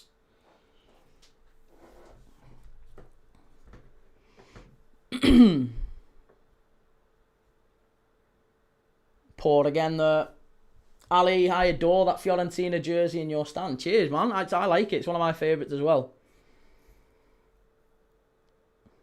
Neil, I agree, Key. If you played the same as us, then you would challenge for the Prem. No, I don't think that. I don't want to argue that point either, because I don't think that's the case. If Liverpool played the same number of games as United, would we be further up the table? Yes. I think we would, because we wouldn't have the injuries that we've got. So I think we'd maybe be third. If we played the same number of games United did, yes, I think we'd be third, because our players would have been fresher, and maybe they wouldn't have made some of the mistakes that they've undoubtedly made. Aaron, you make it impossible to spark a decent convo. No, mate, listen, you can have a really simple, decent, nice, pleasant conversation with someone, even if you disagree with them. And the way you have that conversation is by taking them in good faith. If someone makes a point, don't argue semantics. Argue what their point is. You knew the point that I was making was that United have played a lot less games than Liverpool. Instead, you said, well, there isn't 3 games a week, though, every week, is there? No, of course there's not 3 games a week every week. International breaks happen. Some weeks there's no European football. Of course we know that. But the point is still the same, isn't it? United have played 30-40% less than all their rivals. Argue that. If you can't argue that, then don't argue it at all. Aaron, so is the problem slot in your opinion, or the amount of games played? I think the problem is layered. If you want a decent combo, the problem is layered. It's multiple things all at once. If you're saying it's just slot, I think we've lost all nuance. Chance! Go on, Forest! Yes! Get in there! 1-1! Yes! It's Morato! Love it! Backstick! Get your head on that, lad! Get in there! Go on, Forest! Yes! That's what we wanted! And Carrick is going to start his United career with a defeat. It's coming! Come on, Forest! Let's have it! Great ball in, fabulous ball in, and Morato backstick, it's easy as you like. Who put the cross in here? Elliot Anderson gives it to... No, it is Elliot Anderson, isn't it? Oh, it's a great ball. It's an excellent ball. Oh, it's not Bruno Fernandes playing them all on side, is it? It's not Captain Fantastic Player of the Year playing them all on side, is it? Oh, Bruno, what's going on? I can't believe it. Bruno Fernandes playing everyone on side. Get yourself out, Bruno. Get yourself up the pitch. Absolutely dreadful. It's a great ball in from Anderson all the same, but Bruno Fernandes, as deep as you like. He played them all on side. He was worse than Chiesa there on Friday night. Why are we checking an offside? Oh, God. Checking an offside. Behave yourself. Offside. Get that checked and cleared pretty quickly. Possible offside. I've never seen such nonsense. Goal stands. Of course it does. Goal stands. Half-time record is on now. Yes, Forest. Go on. Go and do it. Go and get it done. Yeah, that's what we want to see. Savage U says half-time record is very much on. Yes, it is. This is what we want to see. Let's go, Forest. Captain Gash-tastico. Oh, United down the right-hand side here. Ball in. And Burmo. Handball, sir. Handball. That was an handball. No, it's an handball. It's an handball, that ref. It's an handball. Cunha's got it in the net, but it's an handball. It's a definite handball. It's an handball. Don't you dare give that. Don't you dare give that, referee. It's a clear handball. Brian and Burmo. It's a hand. It's a hand. Every day of the week, that's a hand. Hand. Hand. Let's get it checked. Clear handball. Every day of the week. Get an handball. Come on. Look at the state of this. There's 2. He handballs it there. And he handballs it there. 2 handballs. Delo with the ball in. First one. There. Handball. And then it comes back to him. No, it's only one. It's only one handball. But it's a definite handball. Nailed on. Clear as day. Clear as day. Get it chalked off, ref. Let's have a VAR check on that one, sir. Let's get it VAR'd. Come on. VAR. Come on.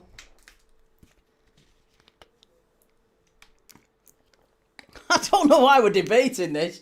They're dying not to give it. They're dying not to give that first one. And they checked it anyway. They've got to give that. Fucking hell, lad. He's got it under his arm. It's like he's playing rugby. It's like he's playing rugby with it. Look at the state of that. That's a definite handball. How are we arguing this? How are we actually arguing this? We don't need more than one look at that. Fucking hell. Even Jelly's saying it's handball. If Jelly's saying it's handball, sweet baby Jesus in Nazareth, it's got to be an handball. Get in. Get it ruled out, referees. Go and have a look at the monitor. Cleared handball.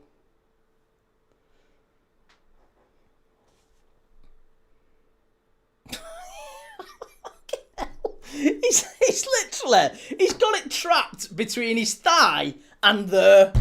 You can't do that. 200% handball.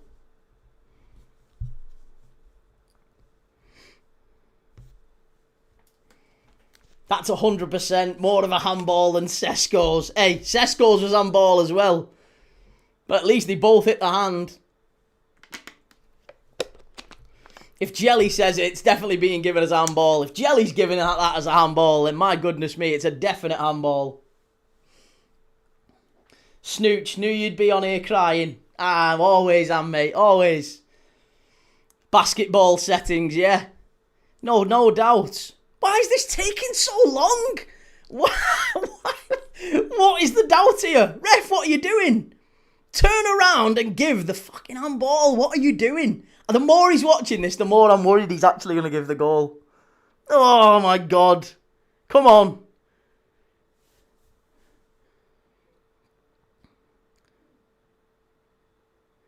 After further review, handball by Manchester United, number whatever he is, Brian and Burmo. Yeah, of course it is. What's he given? Goal! Oh my God! As if he's give that! As if he's give that, right? End football. End it now. End it immediately. That is absolute madness. That is absolute madness that gets given as handball. I am sorry. This is beyond a joke now. We are beyond a joke. If that is not handball, I don't want to watch football anymore. I don't want to watch football. If we're in a world where that is not handball, oh my God. Oh my God. I can't believe that's not handball. Football is finished. Football is absolutely finished. I couldn't agree more. Oh, football is absolutely finished. That is it's ridiculous. Oh my God. Worst VAR decision since Arsenal against West Ham. Arsenal against West Ham, the worst decision we've ever seen. This is clear. This is maybe second, maybe it's third actually, because the Sesko one against Liverpool was pretty much worse. But, oh my God, United, what is handball anymore, people? What is handball? Do we even know what handball is anymore? Oh my God, I'm flabbergasted. My flabber is gasted. I can't believe that. I absolutely can't believe that. Oh my God. Oh, CGLFC, it's like Sesko v Liverpool. I guess United just get to put cheeky little hands on the ball. That's it. That's it. You can't use your hand to control the ball. That is an absolutely diabolical decision, says Reese. No kidding. Diabolical. Forest absolutely mugged off there. They've been done. They have been done. LeBron James with the assist. Yeah. Steph Curry to Manchester City this summer. Look at Vítor Pereira shaking the hand of Cunha. He knows, doesn't he? He knows. Forest scammed 1000%. He clearly controls the ball with his arm, not his hip. My goodness me. It's madness, this. Absolute madness.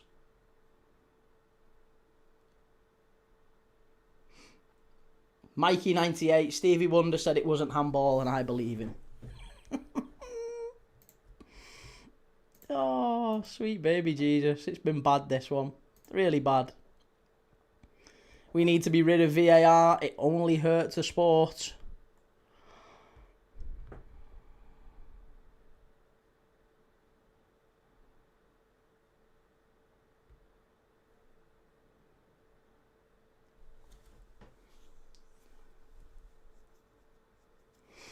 I'm absolutely baffled by that. Absolutely baffled. I can't believe this. It's kind of... None of us know. None of us know anymore, do we? Like, I'm sure the United fans are in the chat going, oh yeah, great, it's fantastic. Can't believe we won again. Yeah, whatever, right? But let's be honest. If that happened against your team, you'd be raging. Nobody knows what VAR is involved. Like, nobody knows why they're getting involved, and nobody knows what handball is anymore. There's just no understanding across the board. Nobody has a clue of what handball is. Ben says, no, it was a handball. Well, there you go, and that's for a United fan. Even Ben saying it was handball. Jordan Jones, at what point do teams just walk off the pitch? Yeah, I mean, it might take something like that. I would never call that to I would never want that to happen, but... Oh. Call by Voodoo says, I'm going back to the NHL. The insanity or payoffs to the refs over and over again are ruining the EPL. I wish I could disagree with you, mate. I really wish I could disagree with you. It's mad, this. Absolute mad. Welshwing says the worst decision of the season was the Chelsea pen not given versus Liverpool last week. Even Key said it. Hey, and I said that was a pen as well. Yeah, I did say that. Chelsea should have had a penalty against us. There's no doubt about that. Couldn't agree more. Ali says, would you actually say the same if it was Liverpool, though? Yes, I would, because I have all season. When Liverpool have been wronged, I've called it out. When Liverpool have wronged, I've called it out. I've called it out when Liverpool have dove. I've called out Rio Ngamoa for diving. I called out McAllister for diving on Friday night. I've called out when Liverpool should have given a penalty away against Chelsea the other day. Yes, I absolutely would call it out when Liverpool get away with something. I do it all the time, and I better do it far more frequently than many others do. Yes, I absolutely am balanced when it comes to Liverpool. But that was handball. And if you're not a United fan, you know that was handball. It's not just like, oh, you're a Liverpool fan, you want to try and find an agenda against United. No, it's fuck off. Come on, it's handball. We can all see it's handball. Everyone can see that's handball. Whoever you support. Do you know what? If that was Liverpool, do you know what I'd be saying? If that was Liverpool, I'd be saying I don't want that to be a handball. I don't want that ever given against anyone. You want the handball rule to mean something. That goal shouldn't stand. Shocking. Welshwing says, my team of the year, Key, in case you missed it, was Raya, Timber, Saliba, Gabriel, O'Reilly, Rice, Casemiro, Semenyo, Bruno, Doku, Haaland. It's very, very fixed on 3 teams there, isn't it? No place in that side for any of the other star players of the league this season. No Granit Xhaka, no Coyote, no Igor Thiago. Interesting. Mac Network says you called it because your season was already over. Our season wasn't already over when I called a dive from Rio Ngamoa. Certainly wasn't over then.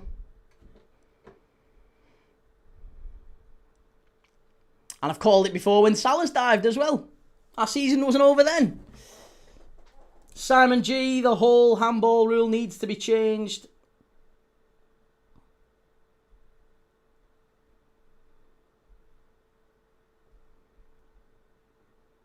Stocksy, what defines a handball this season? I don't think any of us know. None of us know. I think that's the one thing I'd love to see. I'd love to see some sort of clarity about what a handball is. It would be amazing if we got some sort of clarity on what it is. Proud says, I bet Mark Goldbridge isn't unbiased in his stream when he moans when the boot's on the other foot. Key, do you think what McAllister did against Villa was shameless? Yes, I do. Shameless. And I wouldn't want him to play for Liverpool again. I irrespective of that, to be honest. Chance for United, should be 3. Oh, is that going to count? Oh, no. That was a corner. Welshwing says, I was debating between Thiago and Haaland, but no player has really stood out this season outside of them. That's true.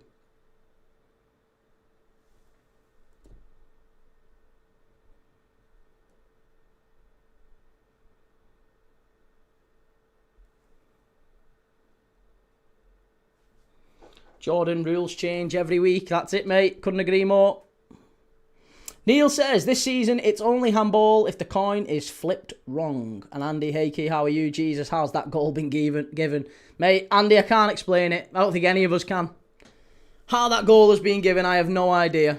It's astonishing.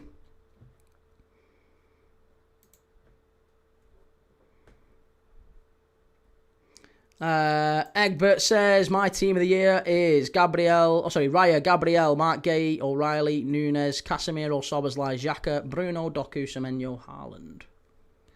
Fair enough. Shell, Everton team to face Sunderland. Pickford, O'Brien, Keane, Tarkovsky, Mikolenko, Irabunum, Garner, Dewsbury Hall, Roll and Die, and Beto. Dean, welcome to the chat, mate. Disgusting decision, not the first time they've got away with handball this season. Premier League desperately trying to make them competitive for the viewing figures. Here's Bruno, trying to get the assist. Again, it's a corner. Bruno desperate for the assist record, isn't he? What's CG saying, sorry? Just like Dorgu versus Arsenal, you're never going to convince me Dorgu didn't handle, even though the goal was fantastic to watch. See, I didn't think that one was a handball. I thought that at the time. I didn't think handball was... The Dorgu one was handball. But that one was. That one was definitely handball. Sanchez says the worst thing is the ref still went to have a look and still gave it. Weird. It's mad, innit? I have no idea how he's given that. Proud Gooner, I think VAR, especially Howard Webb, needs a meeting with all Prem managers before the start of the season so we actually know the rules. I'd just like some sort of communication. Can we have some clarity next season? What is a handball? What isn't a handball? Can we have some idea of what that looks like, please? That'd be amazing.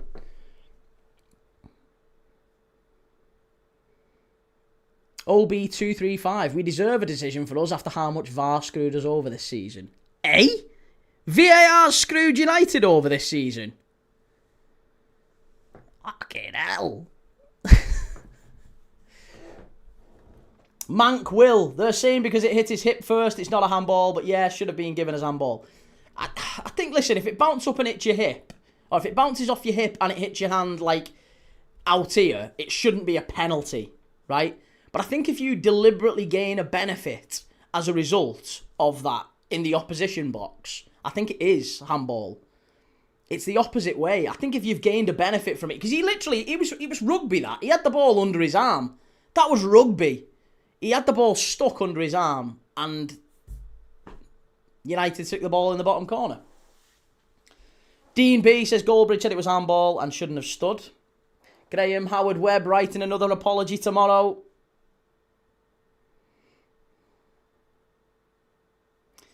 United football, VAR have defo screwed us over countless times this season, but doesn't excuse that decision. Not complaining, though. Well, hey, listen, at least you're honest, Rob. But I don't know when have United been screwed over by VAR this season? What times have you been screwed by VAR? I've watched pretty much all United games this season doing this channel. I don't recall too many times where United have been screwed. Let's say no more than United than anyone else has. Let's say there's been a fair few 50-50 VAR decisions across the season, and every team's had some bad ones. I don't think United have been screwed by VAR. Proud Gooner, Key, it'll be Michael Owen and Howard Webb on Sky Sports, yet again saying we got it wrong and learn lessons. I feel like Howard Webb is Keir Starmer in disguise. He's not that bad, mate.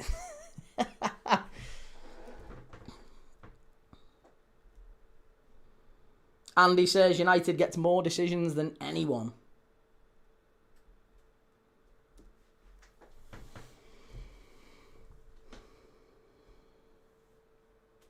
The only kind of silver thing for that decision is that both teams... Silver lining for that decision, sorry.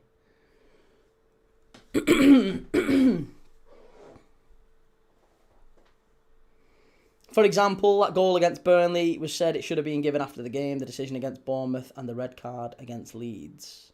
No, the red card against Leeds, he pulls his ear.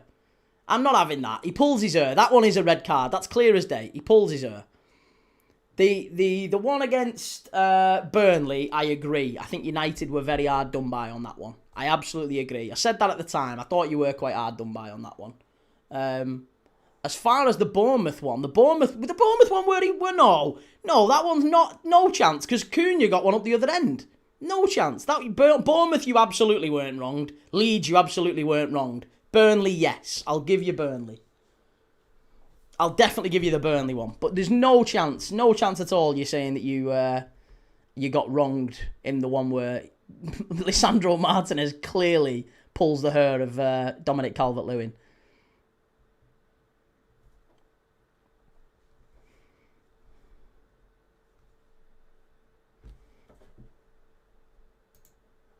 What did OB say? Maybe you Liverpool fans should focus on trying to get Europa League and not United. Oh, Shell, you've not banned him, have you? Tell me you've not banned him for that. We've got to be very, very liberal with the ban hammer. Can't be banning him for that. Teaching Tony liked the video because Key's the man. Cheers, man. United football, if the red card at Leeds was given, why was Calvert-Lewin allowed to do it to Cucurella at Bournemouth? Oh, he didn't in the FA Cup semi. He didn't do it to Cucurella. Cucurella went down after a stiff breeze near his hair. He didn't touch him. Cunha was clearly fouled. No chance. Here's Forrest. Go on, get at him. Strike, corner to Forrest. There we go. Proud Gooner Michael Owen snowflakes it on Sky Sports. He could ask questions in relation to decisions made in other games. That's contradiction with decisions. Problem is Sky Sports don't want to go down that road. Forest corner. Come on. let's get an equaliser here, Forest.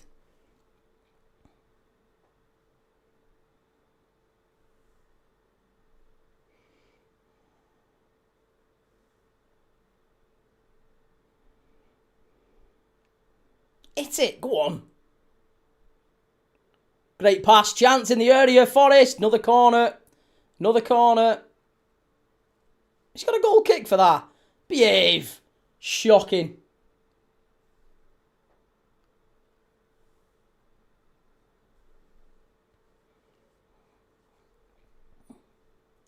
Forest are starting to play a little bit better towards the end of this one.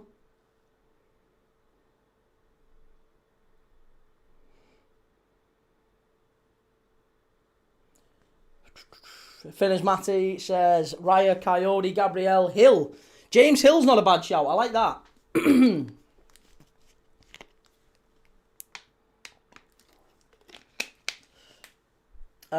O'Reilly, Anderson, Soberslai, Fernandez, Semenyo, Wilson, and Igor Thiago. Harry Wilson, yeah. Harry Wilson's a very good one. Very good shout.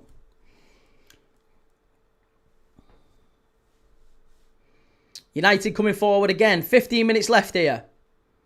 Ball pulled back. Oh, it's there. And that one stands. And Brian Mbeumo's got it. Is it an assist as well? Oh, no. It's an assist for Bruno as well. Look at that.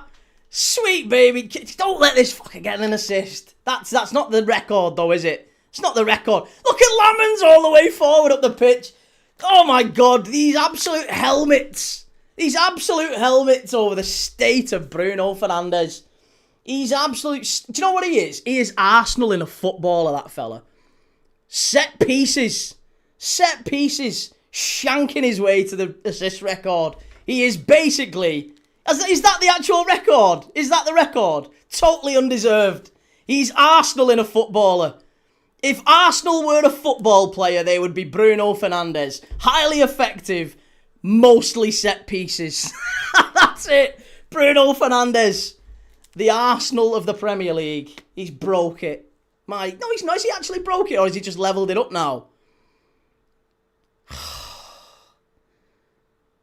Oh, 3-1.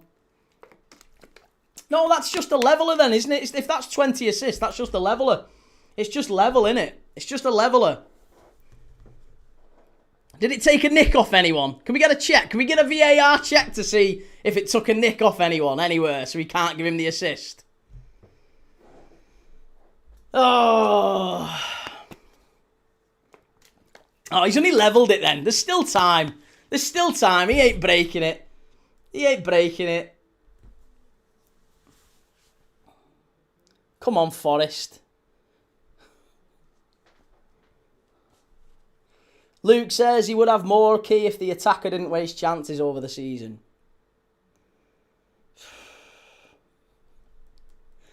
I mean, to be fair, United shouldn't be in front full stop. Because that goal, that second one, shouldn't have counted. Come on, Forest, wake up. Pete, why don't they munch Bruno off and have done with it?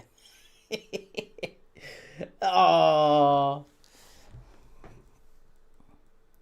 Bruno has the same open play assists as Haaland. Yeah, that assist, that creative genius. The creative genius Erling Haaland. Yeah, what a goal! Forest are back in it. Yes, 3-2. I said 3-2 as well, didn't I? I called it 3-2. Here we go. 3-2, baby. Let's have it. Morgan Gibbs-White. Come on. Come on, Forest. Put these to bed. Great ball in. Gibbs-White with the finish. Great goal. Yes. Yes. Took the sting out of him. Straight back in. Elliot Anderson. Elliot Anderson's got 2 assists in this game. Never mind Bruno. Stat padding his way to some record. Record. Get in. Come on. Great goal. Another assist for Elliot Anderson. Creative genius. And that's the 1,000th goal in the Premier League. Proud Gooner, looking forward to tomorrow when we cook Burnley. I think you might undercook them. I think they might be a little bit raw, Burnley. They're going to raw dog Arsenal. City of North Hill. Raji Raj says, quotes on record. Yeah, because they've not got the record yet, has he? He's not got the record. Ben, oh my God, I've just watched it back. How's that not handball? Thank you. Thanks, Ben. Shocking. We'll put Ben as the main comment.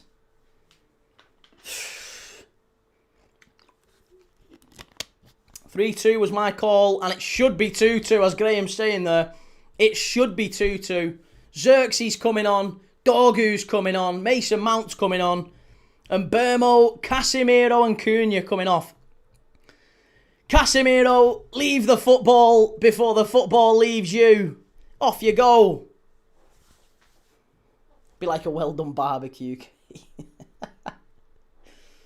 Oh. I can't believe Casemiro's getting this like hero's farewell. He's won nothing. He's won absolutely nothing. And United fans have been calling him not fit to burn for the last God knows how many years. Because he runs like he's in treacle. He's been running like he's running on porridge for the last God knows how many years. He finally has a good season to justify the fucking shocking wages they've been paying him. And now it's bye-bye Casemiro. Heroes farewell for Casemiro. I think that's money well spent, don't you? 70 million quid was it, and about 800 grand a day or something like that. Fabulous player. Yeah, cracking. Sign him again. Would you sign him again? For the value you've got out of Casemiro, would you have signed him? I don't think so. I don't think you'd sign him again. If you could go back in time and you could have that time again, I'm pretty confident you wouldn't have pulled the trigger on Casemiro there. Lammens standing like a statue, says Luke, the marine biologist. I think that's a little bit harsh on Senna Lammens. I thought he couldn't have saved. That was a really good finish from Gibbs-White. A little bit more on the defence standing around like statues than Lammens. Daniel says Bruno's got the joint record. He's going on like he smashed the record. Senna Lammens giving the ball away there now. That's another area that he probably needs to do a bit better in. Distribution. Ball at his feet. LJ says, Key, it's going to be 3-3. Mount and Xerxes. Can't trust him. I'm proud Gooner. I wouldn't turn up to the stadium if I was a Burnley fan tomorrow night. You can't get your time back, Burnley fans. Listen, I'm telling you, you don't count your chickens yet. Don't count your chickens. Burnley absolutely can do something. They can shock you. They can shock Arsenal tomorrow. I'm not saying they will, but they can. Andy, better than half your shite midfield. I wouldn't even disagree. This season he's been better than every single one of our midfield. What I'm saying to you is, would you sign him again? If you had your time again, if you had a time machine, you could go back and spend that 70 million quid somewhere else, would you sign him? You wouldn't. You never would. You'd never sign him. Gamer Guru, United must have paid Casemiro's wages to the refs and VAR on this one. Proper cheated their way to victory here. That's from Gamer Guru.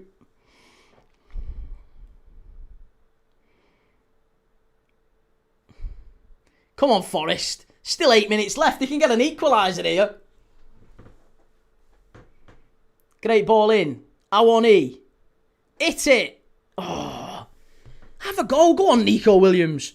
Good ball. Oh, better. And here's Xerxes.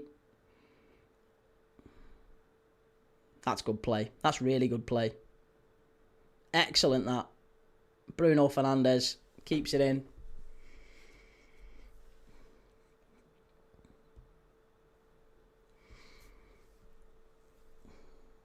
K. Donko, would you sign your players this year? I would, yes, I would. I think maybe everyone but Frimpong. I think Frimpong was a little bit of a stylistic... I think he was an opportunistic signing. He wasn't like a... He makes sense for us. I think Frimpong was just a 40 million quid for one of the best right-backs in Europe at the time. And he's young and we can probably get our money back if it doesn't quite work out. I don't think he was a right fit for us. Don't think he's a bad player, by the way, but I don't think he's any more... He's not a starter for us next season. He's a bench player. Which isn't even a terrible thing, is it? Because let's be honest, if you're going to compete with City and Arsenal, you're going to need to have 40, 50, 60 million pound players on your bench.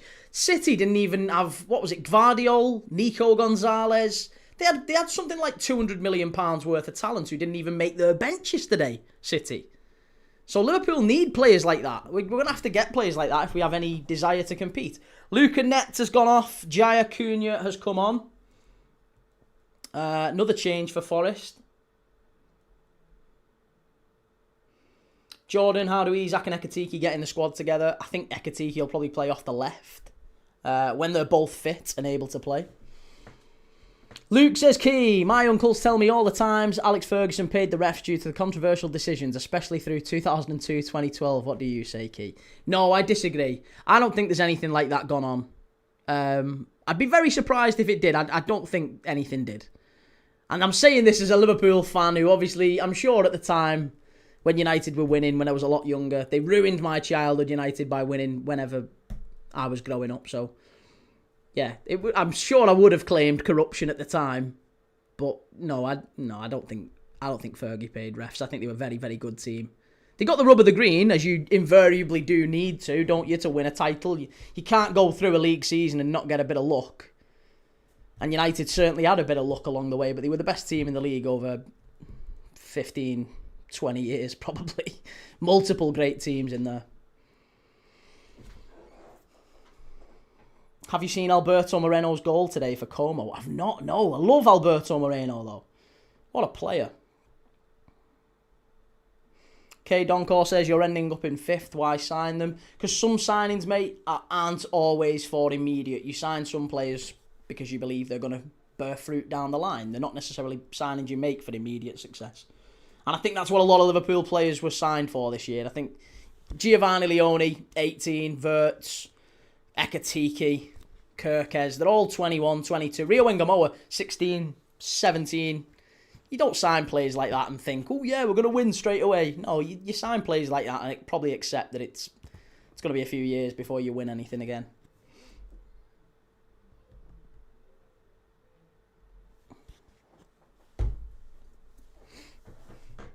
Adam says, afternoon, good goal, no handball, nothing to see here. Oh. Ben says, Howard Webb definitely always favoured United. Do you remember Ryan Babel doing that post and he got in loads of trouble for it? Luke says, I can see Noosa doing well at Liverpool, but next season Ekitike will probably be on the left. We need at least one winger. I don't think Ekitike will be a starter for us on the left.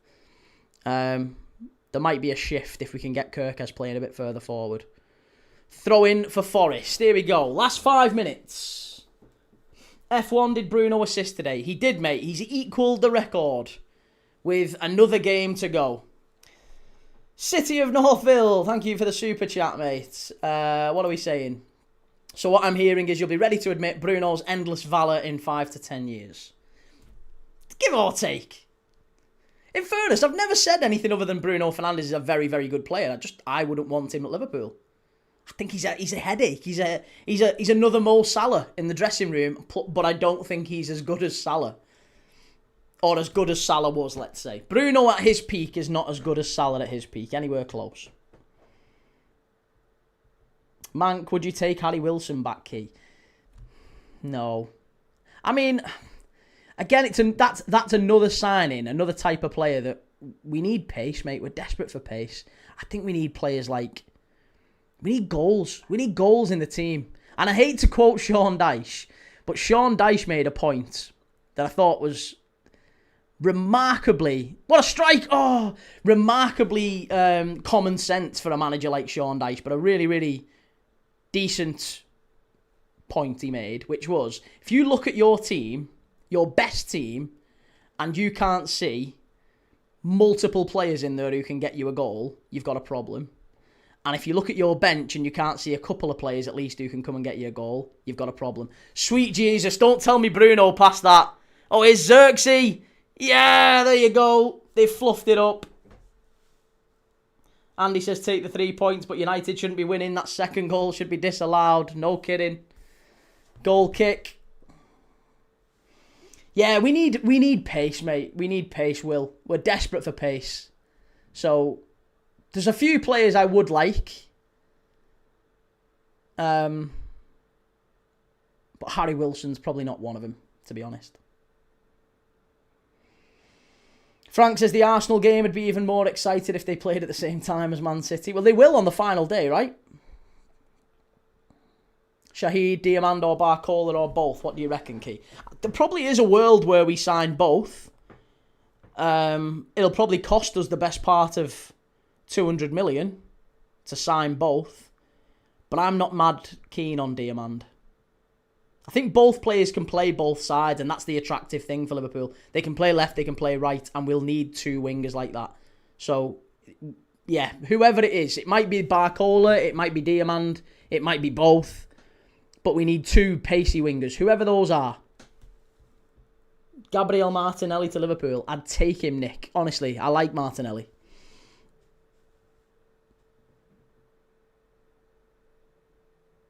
CGLFC, can you actually please stop slating Mo?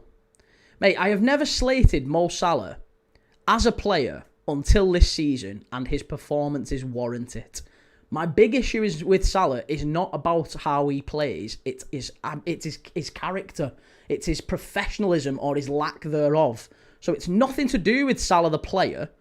It's Salah the man, the person. So that's what I've got the issue with. 8 minutes of added on time. Salah the person has let Liverpool down. And I think if Liverpool fans need to call that out. They need to call that out.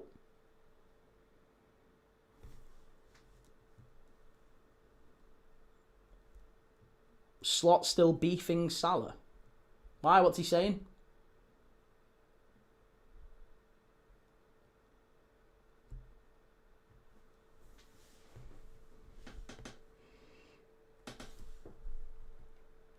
What about Vinny? No, you're all right. Joe, how was the Mbermo goal not disallowed? We're all still asking ourselves that, mate. Xerxes needs the same thing Anthony needed. One rung lower competition. Great pass. Forrest are in. Awani. Strike. Oh, that was it. That was the chance. 7 minutes left, but Forrest have had chances to equalise here. Gamer Guru, no idea what a handball is these days.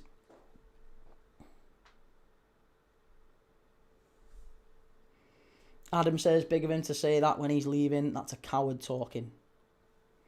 It's true. Archie, you said his legs were gone a couple of weeks ago. Right? What's that? What's the argument there? CGLFC says, Gamer, what he do under Klopp, guaranteed he was first name on the team sheet every week, and Klopp would have benched him if need be. Klopp did drop him a couple of times, and he argued the life out of Klopp. In fact, he wanted to leave. If Klopp had stayed, Salah wanted to go. He was arguing with Klopp.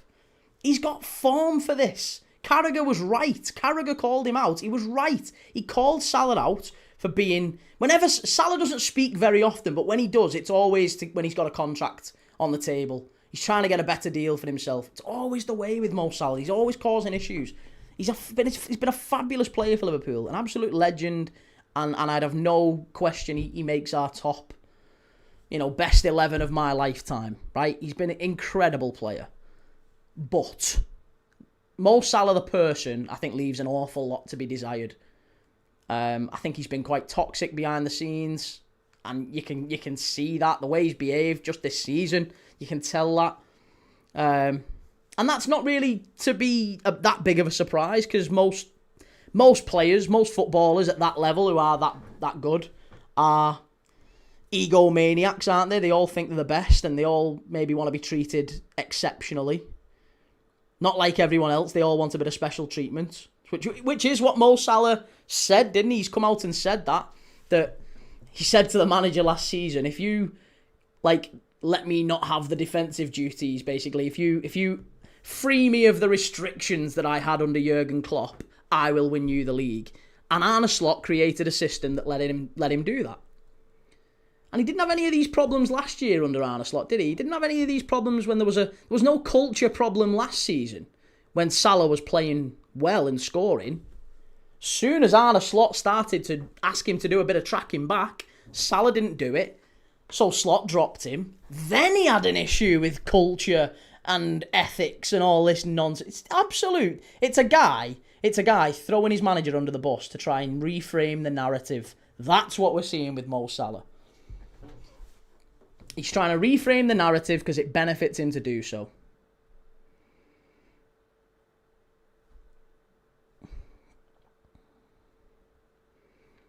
Gamer Guru, he's had multiple fallouts during games because Klopp benched him. That's it. He was a drama queen and disrespectful to the manager. Very true.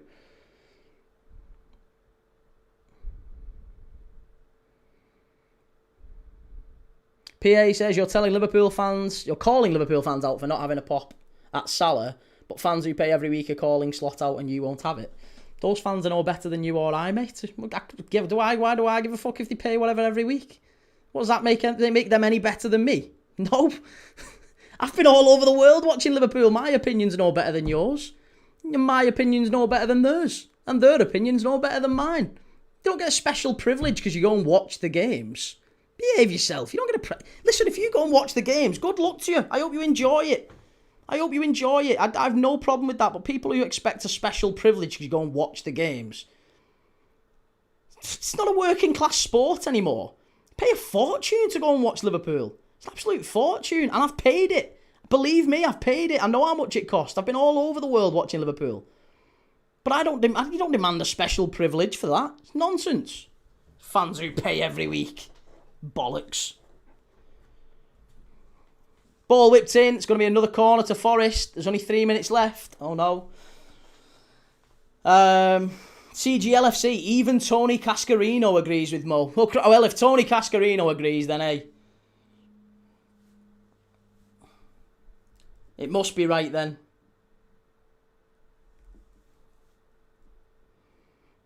Jordan says, turning Liverpool fans against Slot. Can't see him being there all season. Well, the good news is Liverpool are just about to appoint the Feyenoord assistant manager as Arne Slot's assistant. That's just been confirmed, that he's leaving Feyenoord. Here's Fernandes. He's got to pass it here.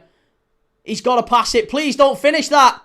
Off the post. That would have been it. That would have been the record. Hey, United hit the post at the end, Delo. That would have been the record for Bruno as well. Oh, my God.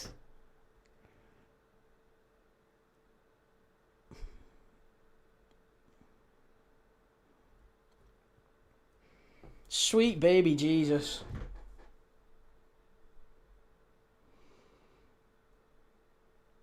Pete says, don't take this the wrong way, but I don't want AFCON players. They miss 6 weeks of the season. I mean, that is probably a measure of the value of African players as well, and maybe a factor in decisions when clubs are choosing who to sign and who not to sign. Like, availability is the best ability, isn't it? Some people say that ultimately. So, yeah, if you know that a player's going to miss 6 to 8 weeks of the season, which is 6 to 8 weeks where they may get an injury or whatever, they're not going to be available, that's probably going to be a factor in any decision to sign them. I guess it depends, doesn't it?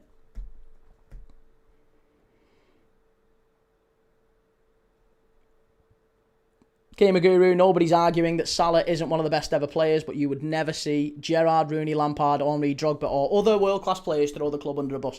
No, and they would never, ever, ever come out and say the sort of stuff that Salah has said twice this season. Twice.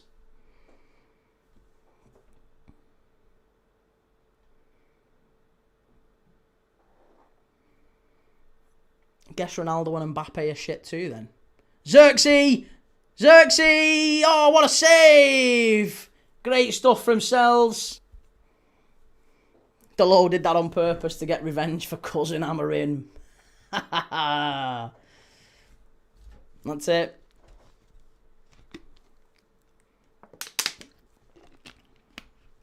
I think it's going to be full time. So close here. Ryan says, were you ranking Bruno in terms of Prem midfielders? What, this season? This season he's probably top 5. Yeah, this season I'd say he's probably top 5.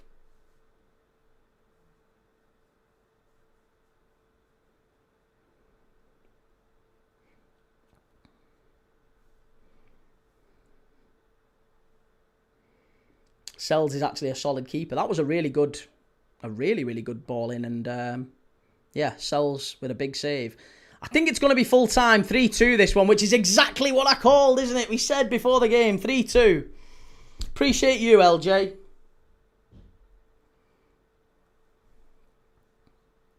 Full time, Manchester United 3, Nottingham Forest 2, United. Lucky boys. Very, very lucky. Luke Shaw opened the scoring for them. But everyone's going to be talking about that Bryant and Burmo handball. And again, it's going to reopen conversations about what the handball rule is. Nobody quite understands it. Nobody's got a clue. I think that's entirely reasonable and fair to say. No one knows what handball is anymore, do they? Nobody's got a clue what handball is. Madness. I think it's amazing that wasn't given. Everybody in the chat fully believes that one was a handball, and I don't understand how it wasn't given. Madness to me that he didn't give it, but there you go. We need to have conversations over the summer about what handball is and is not, and I think we'd all like to see that type of thing ruled out, wouldn't we? Locke says the handball goal was disgraceful. Yeah, couldn't agree more. Shahid, well done, Key, for predicting the result, but it's not what we wanted. Hey, listen, it is. It's 3-2, and we've got... What games are coming up now? Everton are playing Sunderland, aren't they? I'm not going to be live for that one. I'm live again in a couple of hours for Newcastle against West Ham. So, Newcastle-West Ham should be a really good one. West Ham need to win. If they win, they go above Tottenham for the final game of the season. Tottenham obviously still need to play Chelsea at Stamford Bridge. That's not going to be an easy game. Now that Chelsea have got Xabi Alonso in, confirmed, I wonder if he'll be at the Bridge for that one. I know he's only officially taking charge on the 1st of July as the manager, but I'm sure he'll be there, meeting the players at the training ground.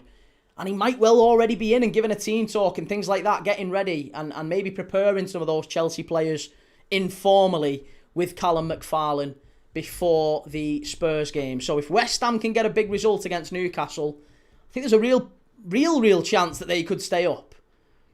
It makes it very, very tense going into those final games. Tottenham against Everton and West Ham against Leeds. But West Ham have got to do their job today. It's a huge game at 5:30. Newcastle, they need to win as well. Newcastle very much need to win to try and make sure they finish above Sunderland, don't they? That's their focus. That's very much their focus. And are they going to be able to do it? They may even still have an outside chance of Europe. I don't think they will. What do you think, Joe? I know Joe's our Newcastle fan. He's our representative for Newcastle in the chat. I think they've maybe got an outside chance of Europe, but it's a very, very slim one. They'd have to win both games and hope for results going their way elsewhere. Jordan, come on, West Ham, don't let the country down. Everyone wants Spurs to go down. It's so mad.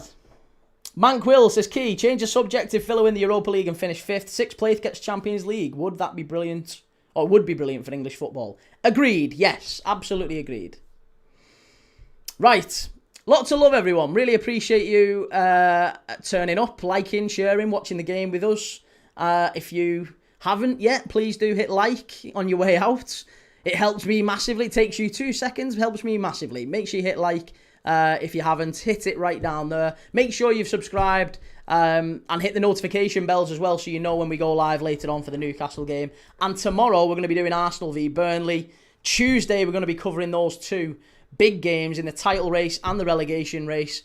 We've got Chelsea against Tottenham and we're going to be watching Man City away at Bournemouth. So depending on what happens in the Arsenal-Burnley game tomorrow, City really could take a big leap forward, couldn't they, if they were to beat Bournemouth at the Vitality. But again, lots of ifs, buts and maybes there. We're going to be watching them all, seeing it all unfold in real time together. If you want to be a part of this wonderful, growing Premier League dad community, make sure you hit like, subscribe, follow, click up here if you're on TikTok, and give us a follow. I'll see you all soon. Don't forget to follow me on Instagram as well. I'm over on Instagram, Premier League Dad. And you can find me on X as well, Key Thomas. I'm over there talking shit most days. So if you want to chat to me on there, love to hear from you. Take it easy, everyone. Have a nice rest of your Sunday. Enjoy your Sunday roast or whatever you're doing. I'll see you back here at 5 o'clock for Newcastle West Ham.